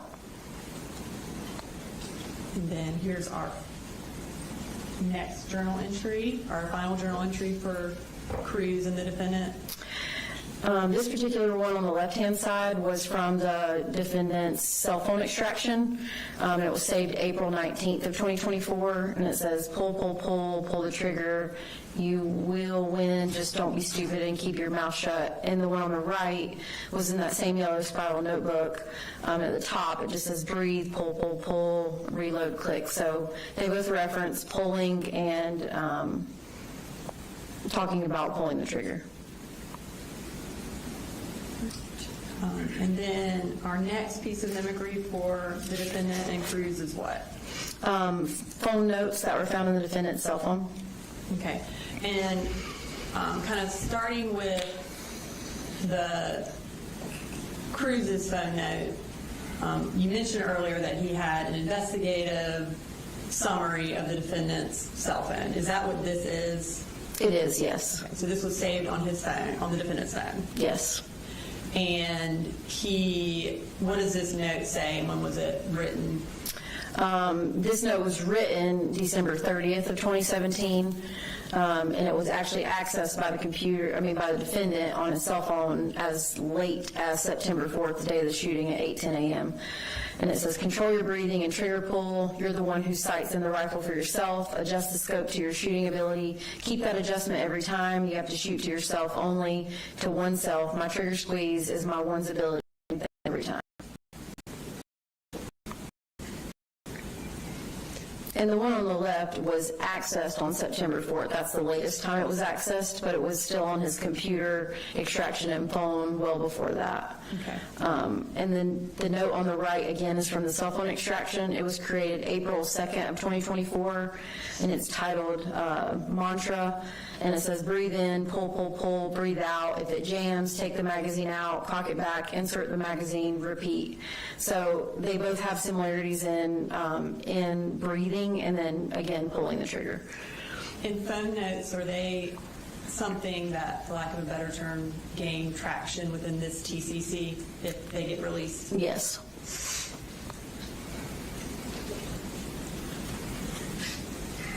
So our next piece of mimicry with the defendant is what? Interviews? And this is an interview that Cruz did along with the defendant's interview? It is, yes. Okay. So did the defendant talk about listening to Cruz's interview?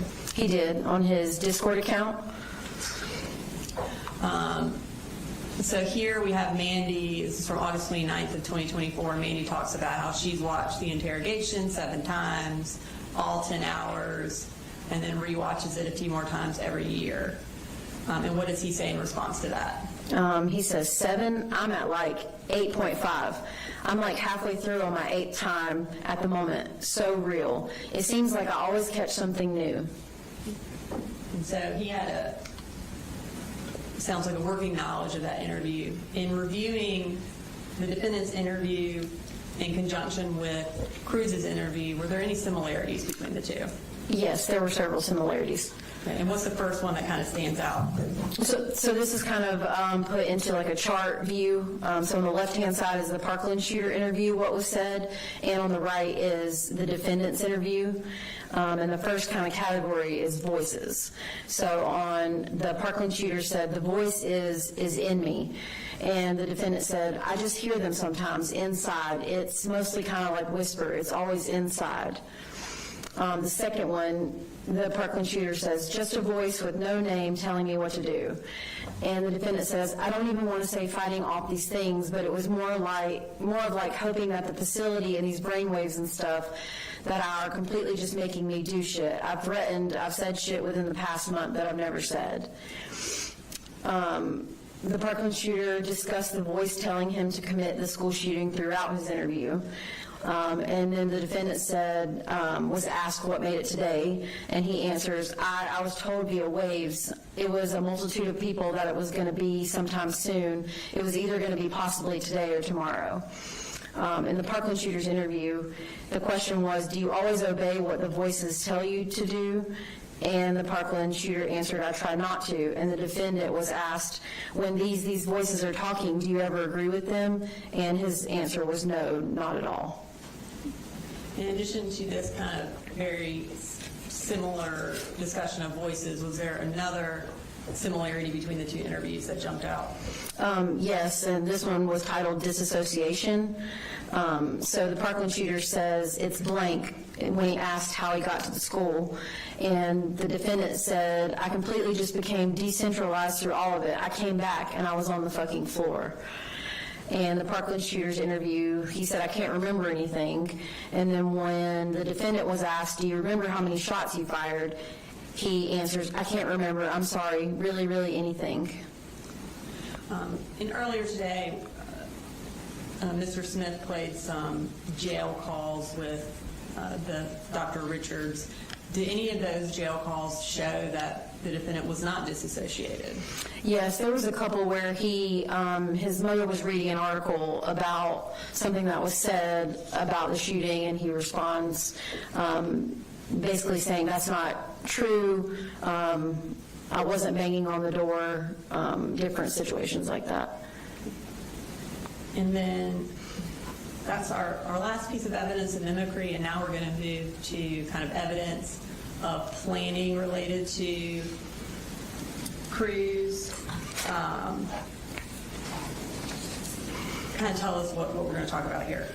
So we're going to go through the Discord messages again and some jail calls and some phone notes in reference to showing the planning of the shooting.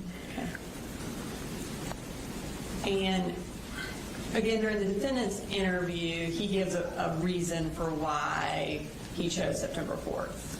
And that was what? In the interview? Mm-hmm. I don't recall exactly what was said. Related to voices telling him, is that accurate? Yes. And we'll play that clip real quick.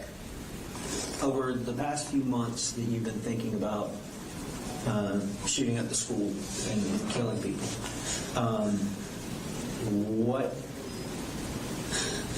what made it today? Today, I was told I was told via waves, I don't know, it was something that I know was, I heard, it was a multitude of people, that it was going to be sometime soon. It was. So during your review of the evidence, did it appear there was a different reason why he chose September 4th other than the voices told him? Yes, there was. And what was that reason? A surprise for Nick or for Nick's birthday. Okay. And we've already kind of gone over some of these messages, but we have a few more that we didn't review with Mr. or Dr. Richards. From August 31st, can you tell us, are these kind of talking through why he chose September 4th? Yes. Okay. And we'll start with Mandy. This is around, looks like midnight. Did you ever do anything on Nick's B-Day? IDK, why I asked, but just curious. Made a cake for him. I have plans this next time, though. It's so close, isn't it? Yeah, 26 almost. My baby getting old. What you gonna do? Like for his birthday, I want to make it special for him. I hope we're in contact by then. And when is Cruz's birthday? September 24th. Okay. And what else does he say about this date of September 4th? So these messages are on September 2nd. And Mandy starts with, I'm worried that this is going to push you to do something on September 4th. Meh, not really. Fun fact, September 4th is a Wednesday, the same weekday that was on February 14th. And February 14th was the date of the Parkland shooting. Okay. I know previously in a message it talked about how September 4th is a Wednesday, and then also February 14th was a Wednesday. Is that correct? That's correct. And then there was a message where this was a surprise for Nick. Yes, that's correct. Okay. And then did he also have a phone note about sort of this September time frame? He did. And that was from when? This was dated July 24th of 2024. And it says, if everything goes to shit, I'll probably take September as my exit. I'll use August to scope everything out. This shouldn't happen, but if I somehow end up doing it in September, just know this wasn't the date I had originally planned. Based on the kind of Discord messages you reviewed, what was his original date that he intended to do this? In February. Was he trying to do it the same day that Cruz did his shooting? Yes.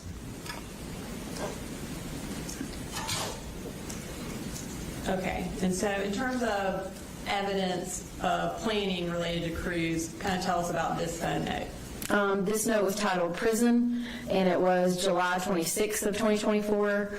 It says, God, I hope they move me to the Wakulla facility in Florida whenever I'm 18. Hell, move me there now.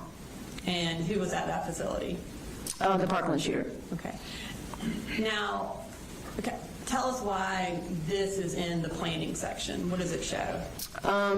Because this was back in the end of July of 2024, and it's essentially showing that he's going to be going to prison or doing something that's going to cause him to be in prison. Does it also indicate that he was planning on surviving whatever he did? Yes. Okay, and tell us about this.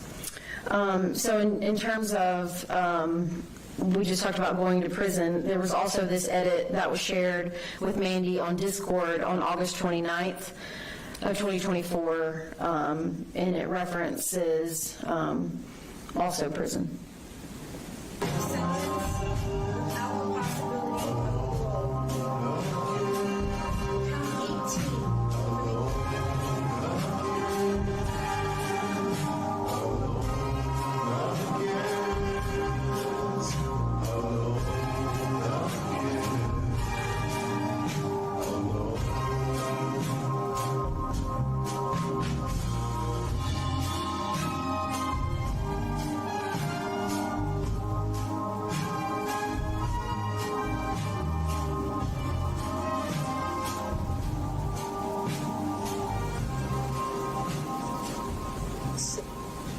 Did the defendant, when he edited that ad, see you send Nick to that? He did. Okay, so that was the end of us talking about his idolization of the Parkland shooter. What's the next shooter that we're going to talk about that he idolized? The Sandy Hook shooter. Okay. And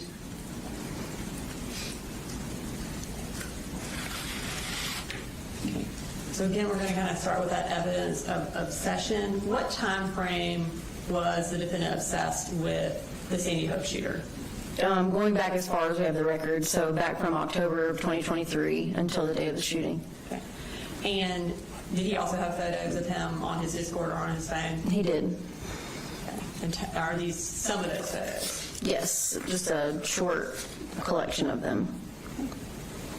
And then did he also research and kind of the same way he did the Parkland shooter, items specifically related to the Sandy Hook shooting? Yes.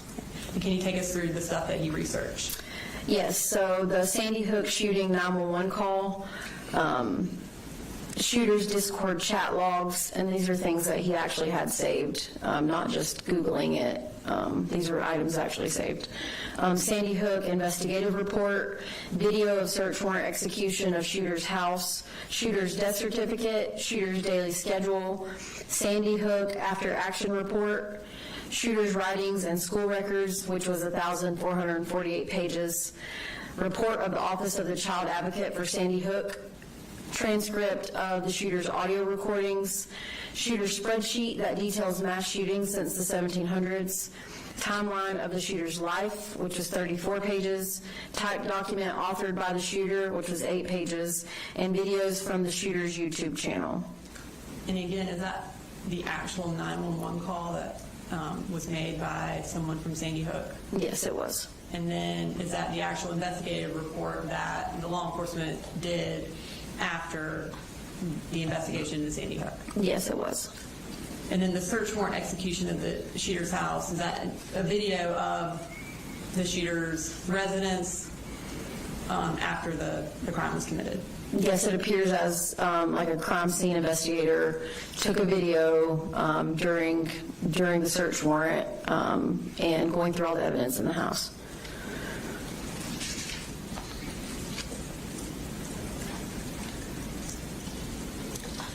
Are there any jail calls where he talks about his obsession with the Sandy Hook shooter with his mother? Yes, this next jail call is from October 13th of 2024. Okay, and this is Exhibit 280, and we're going to go ahead and play that. One, I tried from 6 hours ago, and it says, anonymous asked, he saw Adam on couch telling Colt to go get him another beer. There's just like a pencil drawing of y'all, and it says, he's saying, go get him another beer, and it looks like you're crying. I have to say that one, please. Why do they see Adam? Just to find the Adam obsession, remember? There's not any no comments yet on that one. Do you ever think your son would be like drawn with like a fucking Adam land? No, I've never imagined it in my life. I think I'm tweeting out like all of these pictures because seriously they are extremely cute. Okay, so this is approximately a month and a half after the shooting. And is it accurate that he appears to be excited that he got drawn with Adam Lanza? Yes, he does. Okay. So now we're going to move to evidence of mimicry between the defendant and the Sandy Hook shooter. Okay, so we're going to start with, again, Photographs. Tell us about this one. On the left-hand side, this was a photograph that was shared on Discord by the defendant on May 20th of 2023. And then the one on the right is a photograph that was found on the defendant's phone. I know that it was taken prior to July of 2024 because that's when his hair was dyed. In addition to that, was there kind of a specific mimicry that the defendant did related to Lanza that he did not do with the Parkland shooter? Yes, in reference to the crime scene. Okay. And Mr. Smith talked about this a little bit with Dr. Richards, but kind of tell us what exactly he mimicked. So on the left-hand side is the Sandy Hook shooter. These are screenshots that I took of the specific crime scene video that was on the defendant's computer. He accessed it November 19th of 2023, and it's a photograph of the Sandy Hook shooter's computer tower, and it was destroyed. The hard drive was destroyed, and then you can see on the right-hand side is a picture from the defendant's room the morning of the shooting. You can see that the hard drive was taken out and the tower was destroyed, and there's also screwdrivers laying out and tools just like in the Sandy Hook shooters. Okay. And during his interview, the defendant indicated that he did that because he was paranoid. Is that correct? That's correct. And during jail calls, does there appear to be a different reason why he actually destroyed his computer? Yes. And what was that? To be like Lanza. And this is a jail call from October 12th. It states that at 279 between the defendant and his mother, and we'll play that clip. Next comment, how could anyone look at this kid twice and think that he was just like Lanza?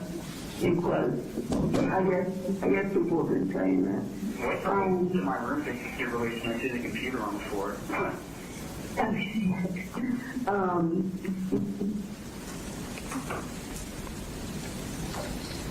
And then what's our next form of mimicry that we're going to look at?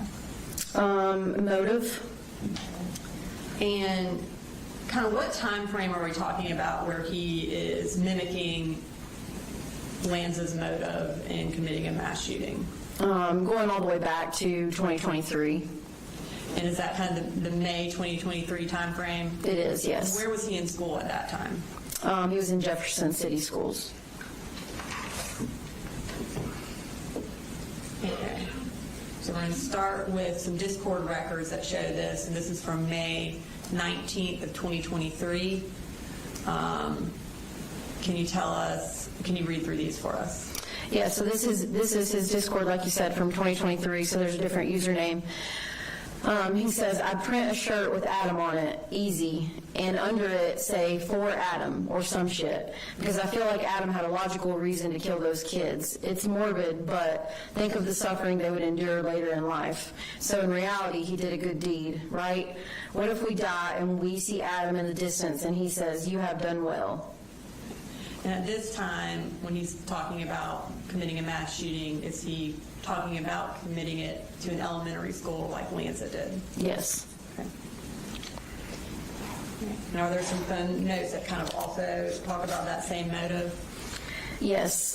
These are both from the defendant's phone extraction in the notes section. The one on the left was created April 28th of 2024. And it says, I hate my generation so much. The amount of brain rot I'm subjected to is almost unbearable. It hurts to see a politically inclined 11-year-old with 5 pronouns and 15 neo-pronouns and a Palestine flag in their bio. I want to see them dead. I want to see them laying on the floor in a pool of blood. And then the one on the right, a little less than a month later, on May 17th, 2024, it's titled On Adam. Sigh. Before I start, I want to preface it like this. I used to be a huge Adam fanboy, a fan of both his writings and him as a person. And yeah, I kind of just lost interest. Shocker. But as my hatred grows, I realize how much of it ties into him. I hate the idea of people my age becoming full-fledged. All right. So that finishes our section on the Sandy Hook shooter. Who's the next shooter that he idolized and mimicked? The Buffalo shooter, known as Peyton Gendron. Okay.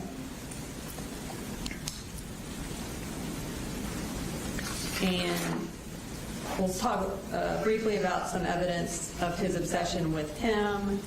Again, does he have lots of photos of him on his phone? Yes, on his Discord and his phone. Okay. And did he also do a lot of research on him? He did. For the Buffalo shooter, there was a Discord transcript for the shooter. It was the shooter's manifesto, pictures, list of writing on the shooter's gun, a shooter criminal complaint, and an earnest manifesto. Okay. And is there evidence of mimicry that's related to the Buffalo shooter? There is, yes. And again, are there some, at least a photo that he mimicked? Yes. Okay, so we'll start with that. Tell us about this slide. So the one on the left is the Buffalo shooter, was saved by the defendant August 18th of 2024.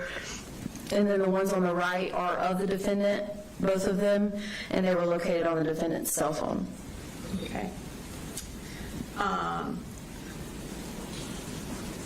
What's the next kind of mimicry that the defendant did related to the Buffalo shooter? The writing on the gun. Okay. Tell us about this piece of evidence.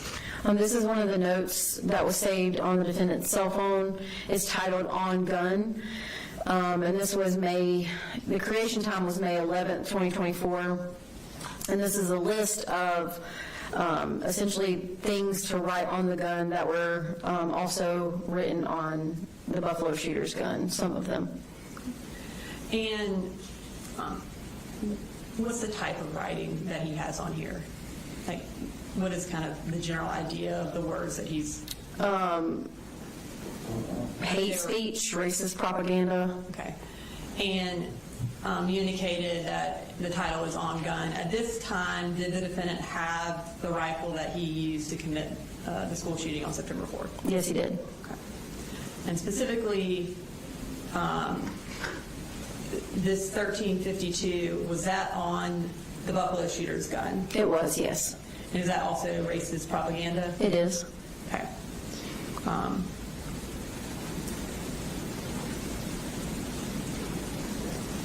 As far as on the defendant's gun, well, first we'll start with where it was written on the Buffalo shooter's gun. Is that the 1352 we were just referencing? It is, yes, ma'am. Is that specific phrase 13/52 on the defendant's gun? It is, yes. Okay. And I'm going to go ahead and grab the rifle as it states that it's 342.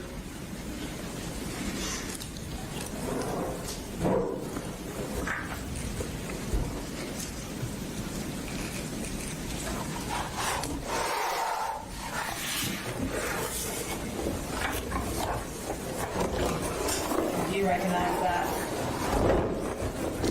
When do you recognize that? This was the firearm that was collected from Apalachee High School on September 4th.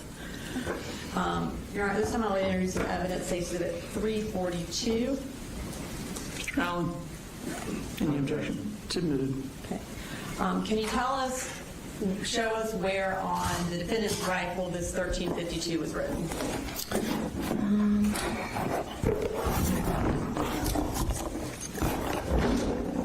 So this is upside down, but it's written right here. And it appears to be kind of black on black, like it was written in black, or it's a black writing on top of a black gun? That's correct. Okay. Does that make it a little bit difficult to see in a photo? It does. Because of that, were you able to, on the PowerPoint, trace it to make it more visible? I did do that to make it easier. It's a little bit more visible in person rather than in a photograph. Okay. And does this trace the 52? It does. 52? Okay. In addition to having the exact same phrase that Gendron had on his gun, does the defendant have other things written on his gun? He does. Okay. And again, is it kind of black on black, so a little difficult to see? That's correct. The first phrase to the left, again, we'll trace it, but can you tell the court what that says?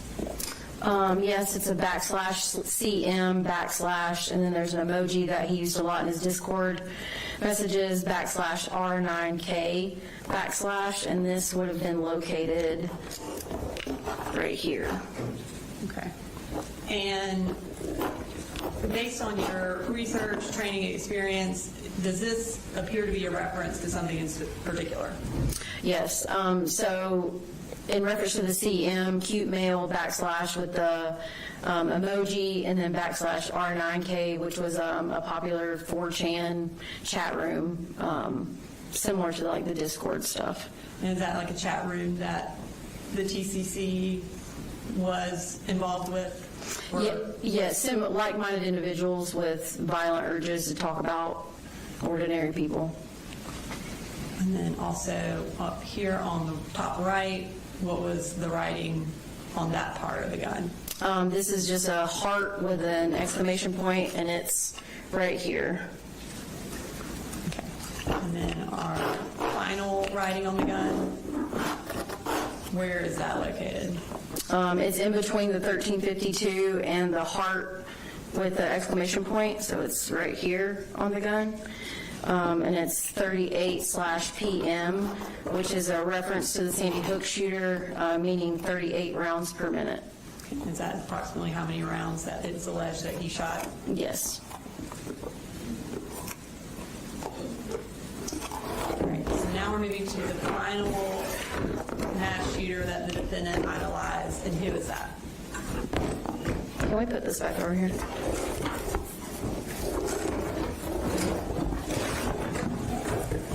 Thank you.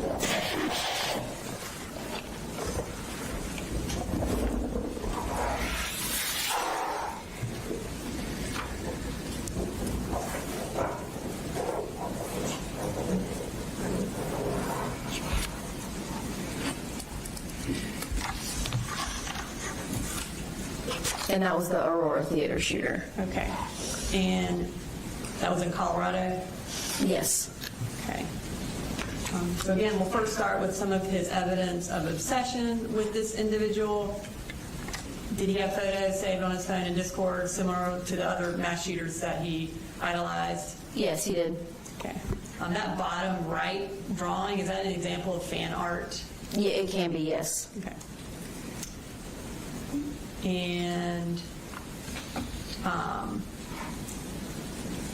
what is this a reference to?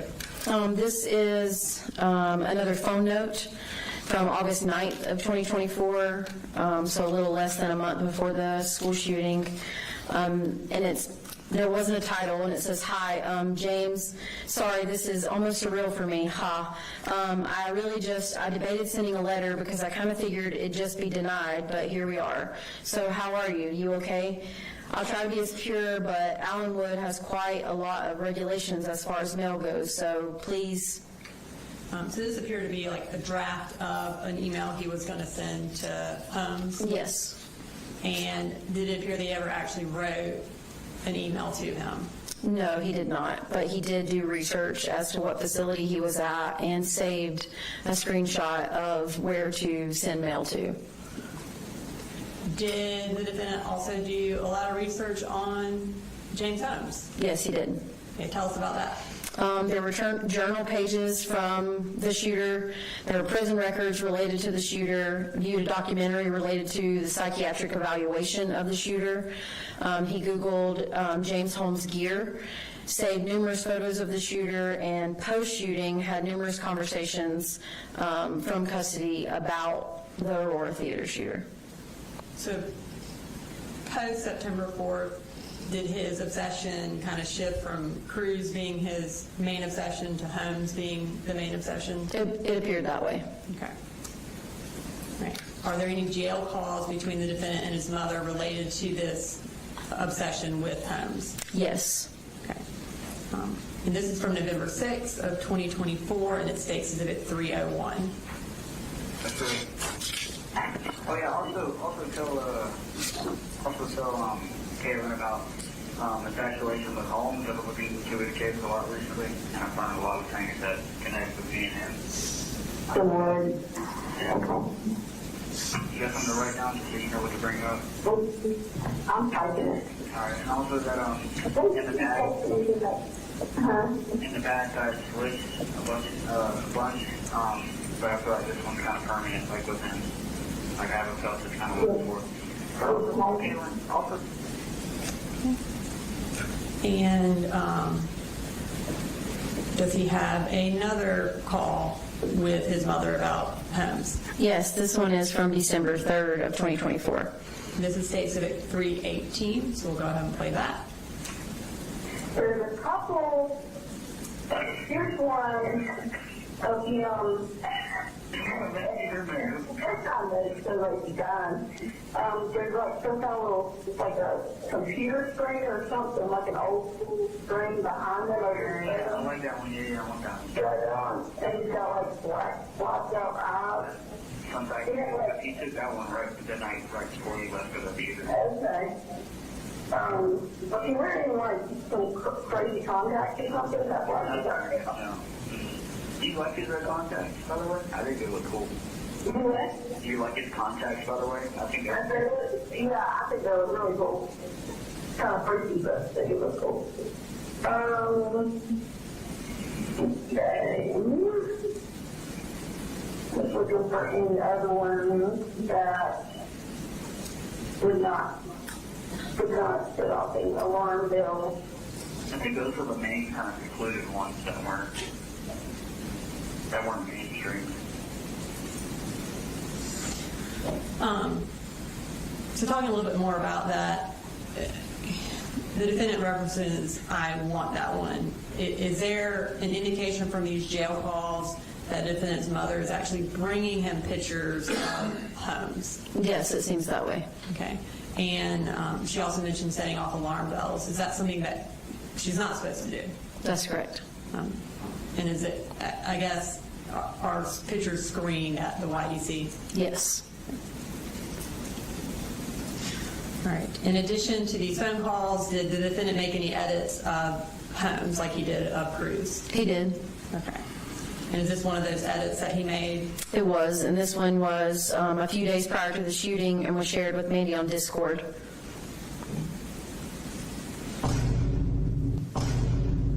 I'll be popping bottles, sparkles and champagne. VIP my section, royalty looking sexy, you know that be my name.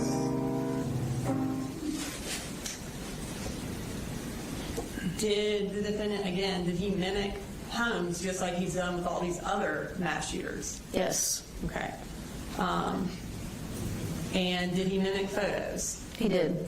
Okay. We'll start with this first one. The photo on the left-hand side is the Aurora Theater shooter, and this photo was shared with Mandy on Discord a couple days prior to the shooting.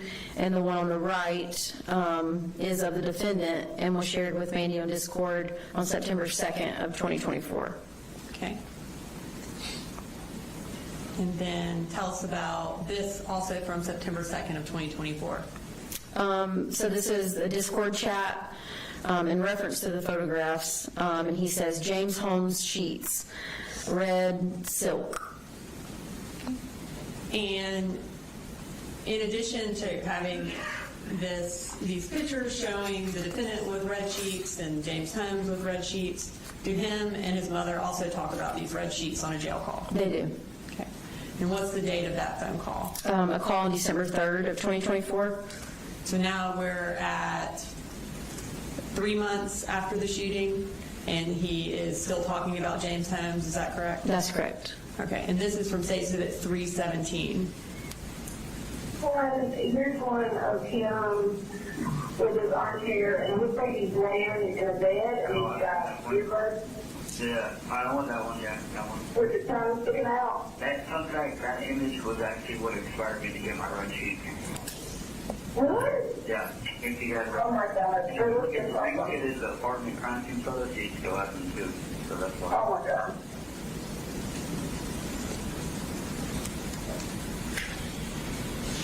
All right. And our next evidence of mimicry goes to, again, the defendant mimicking more journal entries, but these are of Holmes. That's correct. Let's start with what he says on August 30th related to Holmes's journal. So he says he wrote why 247 times exactly, think, in his journal. Right. So on the left here we have Holmes's actual journal. Is that correct? That's correct. And did the defendant have that on his phone? On his Discord? He did have it on his phone and shared it with Mandy on Discord on August 30th. And did he share that in relation to when he was talking about how he wrote why 247 times? Yes, he attached that photograph. So on the right, what do we have? On the right, this is a page from a binder that was at the school on the day of the shooting, and the word "why" is written out numerous times. This appeared to mimic the defendant's journal. Does it appear to mimic Holmes's journal? Yes, it does. And based on your training and experience and kind of your research into this case, what would be the purpose of someone having the exact same journal as another mass shooter? Just trying to gain traction within the TCC, or just to show some sort of unhealthy admiration of a mass shooter. Moving to our next journal entry, tell us about this. This is another entry from the Aurora Theater Shooters Journal that was saved and shared on Discord on the same date. And then the one on the right is from the defendant's binder that was at the school. And you can see similarities in the way the number 1 and the infinity symbol was drawn with a circle around it, similar in both of them. Okay. And again, was this the notebook that was found at the school that was specifically left behind by the defendant to be found? That's correct. Okay. All right, now we're moving to the defendant mimicking another mass shooter's interview, which would be Holmes's. Did he also have a knowledge of this mass shooter's interview as well? Yes. Okay. And did he write about that in Discord? He did. Okay, so on August 29th of 2024, Mandy says James Holmes. And he responds, "Yep, I get the urge to watch his interviews every now and then." And also, we previously listened to a jail call where he talked about watching his psychiatric evaluation, multiple hours of it, correct? Yes. All right, so starting with the defendant's interview, we'll play a little clip of that. I tried to call the hotline in the bathroom, but it didn't go through. So at the very beginning of the interview, he talks about trying to call a hotline in the bathroom.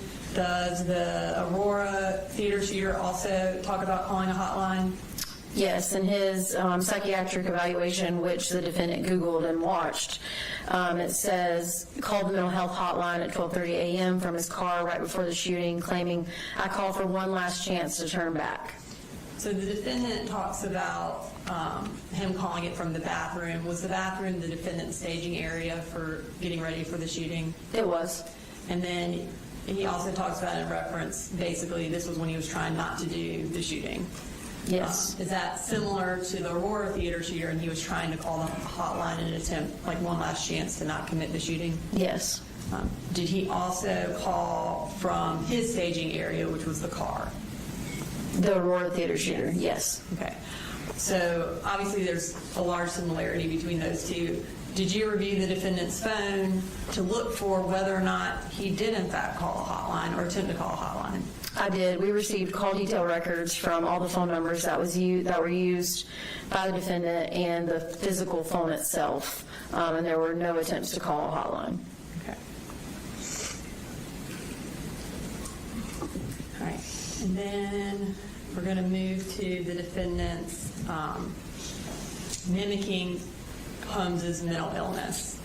So we're going to start with another journal entry from the Aurora Theater shooter. And kind of what is he doing in this journal entry? At the top, it's listed self-diagnosis of broken mind. So he's writing out things I would assume he thinks he has, and schizophrenia is listed as one of them. And did the defendant share this particular journal entry with Mandy as well on Discord? He did on August 30th of 2024. Okay. And around, I guess, within a few hours of sharing that, did he also talk to Mandy about himself having schizophrenia? He did. Okay, and can you take us through what he said? He said, "I have the paranoid whispers, urges, James Holmes schizophrenia. I had that too at one point, like homicidal thoughts, urges, and whispers. It's gotten really bad, and they take advantage over my love for Nick. Things like, do it for Nick, what would Nick do? Coward." Did the defendant also have sort of like a list of what he believed he had? Yes, this was a photograph that was saved to his cell phone, and the picture in the middle is of the defendant. Is he diagnosing himself with similar schizotypal or schizoid, sort of the schizophrenia-related terms? Yes. Okay. Now moving to September 3rd, the day before the shooting, does he again talk about this sort of delusions or schizophrenia? He does. Take us through what he said. He said, "I'm nervous about my teachers. They're after me, dude, and it's not schizophrenia. I feel like I was simply placed there at the school by, I don't know, some facility." YK, how that sounds. It's true, Mandy. Are you sure? I'm not making this up. And in his interview with Jason Smith at Apalachee High School, does he bring up this idea of a facility and also how it's not schizophrenia? He does mention both of those things. Okay, we're going to play a quick clip of that. Did you destroy your computer today? I thought they were inside my computer and they were working with somebody. Some facility that was after me. Somebody was after you? Yeah, and it's not schizophrenia either.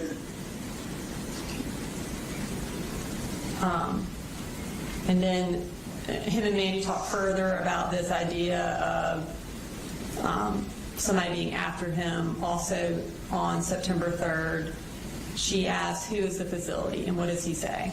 Something I feel like was after James, and now it's after me. And is he referring to James Holmes? He is. And then Mandy says, I don't mean to be that person, and like I do believe in some conspiracies, but there's no organized group after you. I swear, dude, like the FBI drives past me every time I'm out. In Holmes's interview or in his psychiatric evaluations that the defendant watched, did Holmes also talk about the FBI being after him and cars driving by his house? Yes, in the exact same way. Okay.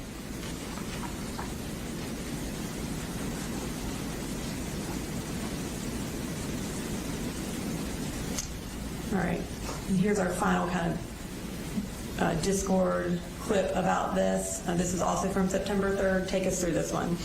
He says, I don't know what they or the facility wants from me. I think I'm going to try calling the hotline tomorrow. Hotline? Which hotline? What facility? I don't know. Crisis hotline. And again, does a reference back to Holmes calling a hotline? Yes, it does. So that ends our discussion of his idolization of mass shooters. What's kind of the next evidence we're going to talk about? Planning a mass shooting. Okay. And in talking about planning a mass shooting, what's the first type of evidence we're going to present? Discord messages dating back to 2023. Okay. And I think Dr. Richards talked about this, and then the defendant talked about it in his interview, but was the defendant investigated by the Jackson County Sheriff's Office in May of 2023 related to making school shooter threats on Discord? He was. At the conclusion of that investigation, what happened? Colt denied being on Discord or using that, saying someone hacked his account, and ultimately there was nothing further from that. In investigating the Apalachee school shooting, did the investigation entail getting the actual records from May of 2023? Yes. And was the defendant the actual person who did, in fact, make school shooter threats in May of 2023? Yes. Okay. And do we have those particular threats that he made produced here on this PowerPoint? We do. So we're going to start with from May 20th of 2023. Where is he making these threats? On Discord in a server, so it's similar to what a group chat would be like. So several people can be part of the chat at the same time. And was it someone from that chat who ultimately reported him to the FBI? Yes. Okay. And take us through what he said. So this was May 20th of 2023. I have a Bushmaster coming in today, the shotgun, me and Smiggles. I need ideas for where to shoot. A targeting and elementary. I'm saving them from a life of suffering, as Adam put it. And that's referring back to the Sandy Hook shooter. Okay, and we're moving still on May 20th. And the thing with elementary schools is that it's easy, and I have a reason. Little kids, I'm saving them. Easy kills if you can aim right. And here are some more threats. Also from May 20th. He says, I'm committing a mass shooting, and I'm waiting a good 2 to 3 years, exactly. I can't kill myself yet because I'm not contributing anything to culture. I need to go out knowing I did. And then it looks like Love Letter responded, OMG, have people idolize you and read what you wrote and everything you did. That's a good way to die, knowing you left your mark. Right? And most people don't understand that. And then this kind of final one. He says, women simp over mass shooters. Is this kind of in relation to why someone might commit a mass shooting? Yes, just to kind of have that unhealthy obsession over them. All right, so in addition to making these threats on the server, did he also specifically talk to Smiggles, another user, about committing a school shooting in May of 2023? Yes, he did. Okay.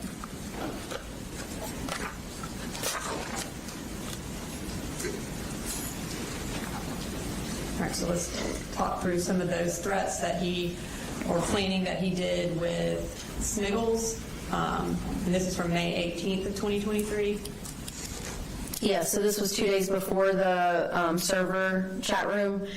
He says, do you want me to wait on you for the massacre that I planned or nah? Because I'm doing it in like 2 to 3 years, but I can wait. What would our target be though? Yeah, should we go school related or like a mall or some shit, right? And again on the 18th, how should we position ourselves when we kill ourselves? Should we sit together or what? No cringe intended. Fuck, I wish we would have more time. Dylan and Eric were walking around for like an hour. And then Smiggles responds me to, things were easier back then. How many do you think we can kill? If we are quick, maybe 30 max, sadly with how quick police are. On the 18th, continuing, I think I'm going to go get a VR tomorrow and download some mass shooting maps. And then on the 19th, probably going to go pick up my VR today. And Smiggles says, yep, I sadly do. Practice routes for my little massacre. Smiggles replies, hell yeah. It's kind of scary how unaware people are when people like us lurk in front of you every day. And then now we're moving to August to September of 2024 when he's using his occasional burner Discord account and talking to Mandy. Is there other evidence of him planning a mass shooting when talking to her? Yes. Okay. And starting on August 28th, he says, wait till they fucking buzz me in prison. And then on the 31st of August, because if I'm in prison, I'm writing back to every single one of them. And then on September 1st, even if you even care, Mandy, you have to write me if I ever get sent to prison. And she says, why would you go to prison, buddy? So again, is this in the planning section because he is planning on going to prison and planning on surviving whatever he does? Yes, that's correct. And here is another discussion with Mandy about September 4th. Yeah, so these were on September 1st, so 3 days before the shooting. Mandy, I can't wait. 3 days, Nick is going to be in love with us. WYM. Surprise. Oh, I'm dumb, September 4th. What are you going to do? Nothing. Tell me. I'll text you at 9. In addition to having these Discord records where he's talking about planning a school shooting, does he also talk about it on his phone just in a notes section? Yes, he does. Okay. So starting with these two notes, kind of what are these in reference to? These are both in reference to ammunition. So on the left-hand side, this was titled Math ? From April 2nd of 2024.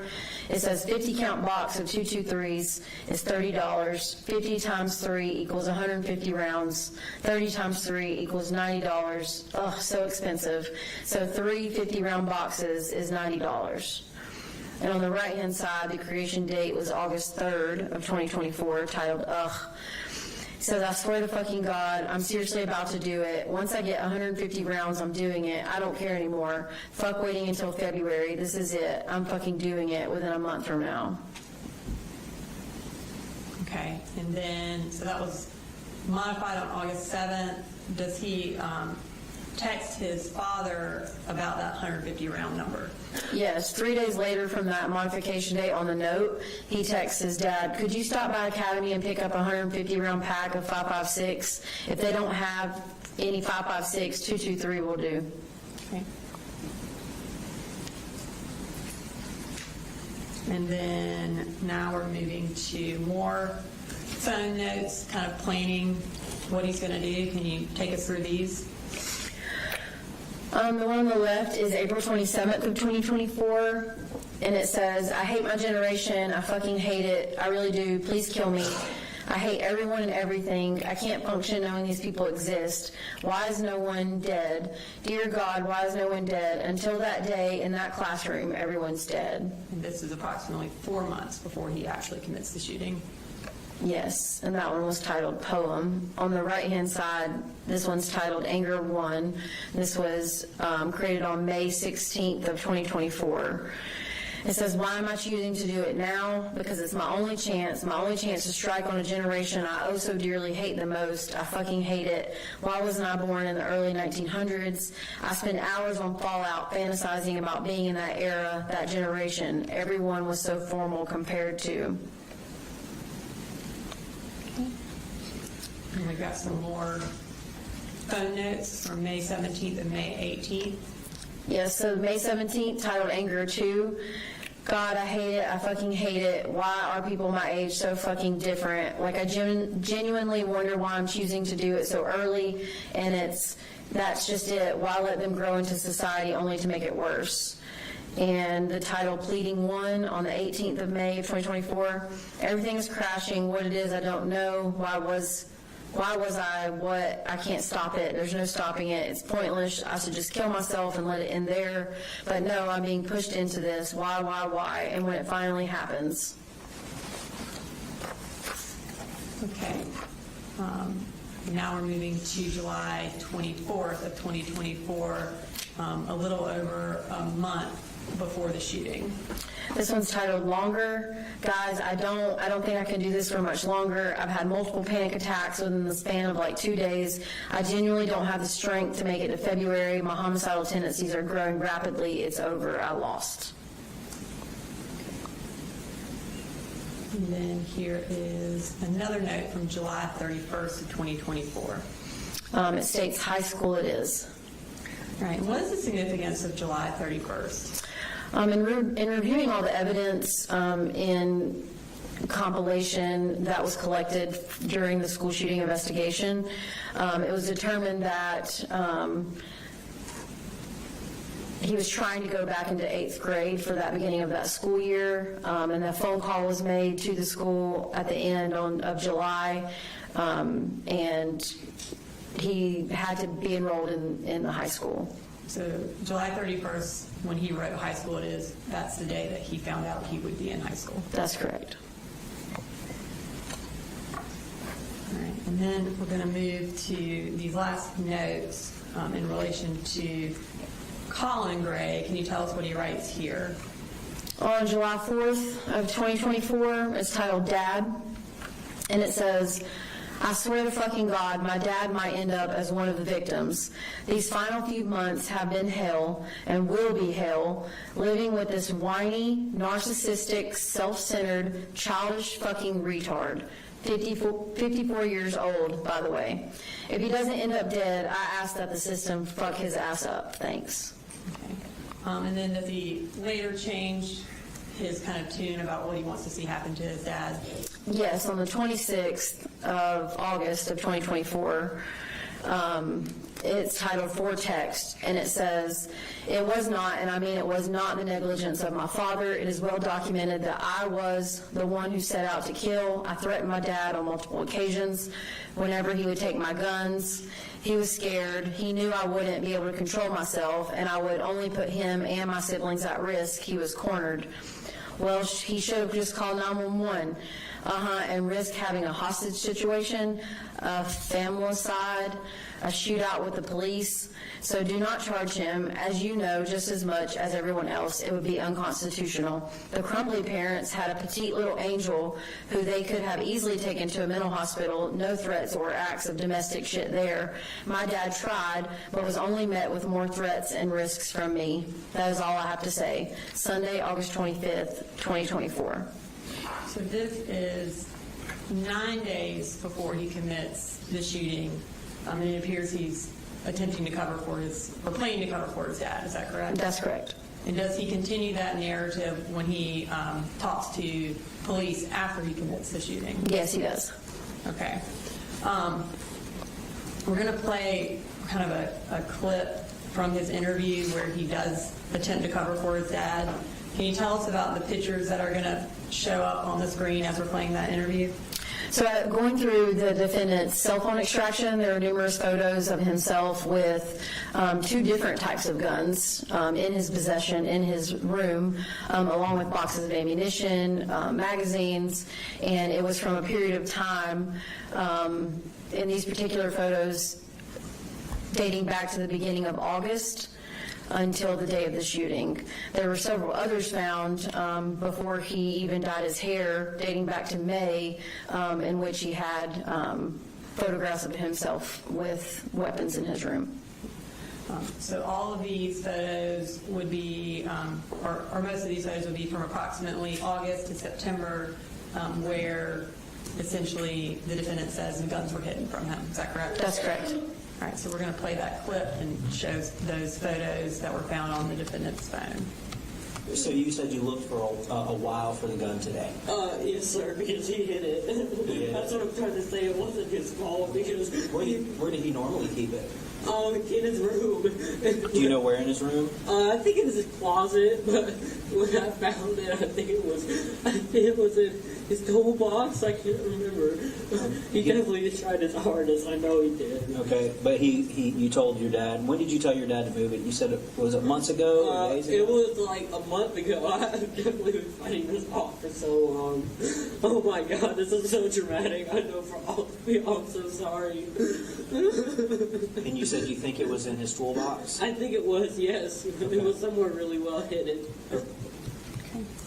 In reviewing the jail calls, did you find any calls where the defendant and his mother specifically talk about where the rifle was the morning of the shooting? Yes. Okay. And is that conversation inconsistent with what he told police? Yes, it is. Okay. And when's that conversation from? December 7th of 2024. Okay. And this is stated at 3:45. We're going to play this clip. All the legal evidence that he put us through and all the mental health shit that I told him about, he's not taking the guns away.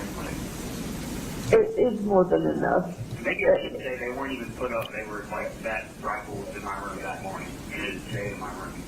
Every single magazine, box, and shotgun was all in my room that morning. And I actually went to his room and planted most of it there because I felt so bad about him possibly getting locked up. Or did you not tell him that? No, I'm telling that. Frank, I did that. If you need to tell them that stuff, you have to. That's what I told him. I told him that it was your dad didn't put anything away. And the reason I told him that is because it pissed me off, because I had been telling him he needed to put all that shit in his truck for weeks. But anyway, we can't change it now, but. Okay. So now, still in the line of talking about the defendant planning this mass shooting, in the actual execution of his shooting, did he imitate previous mass shooters? Yes, he did. Okay. Ms. Brooks, is there a chance we can start here tomorrow, or? We can. We probably have about 30 more minutes. This is probably a good stopping point. All right, well, let's break for the day. 9 o'clock tomorrow work? All right, 9 o'clock.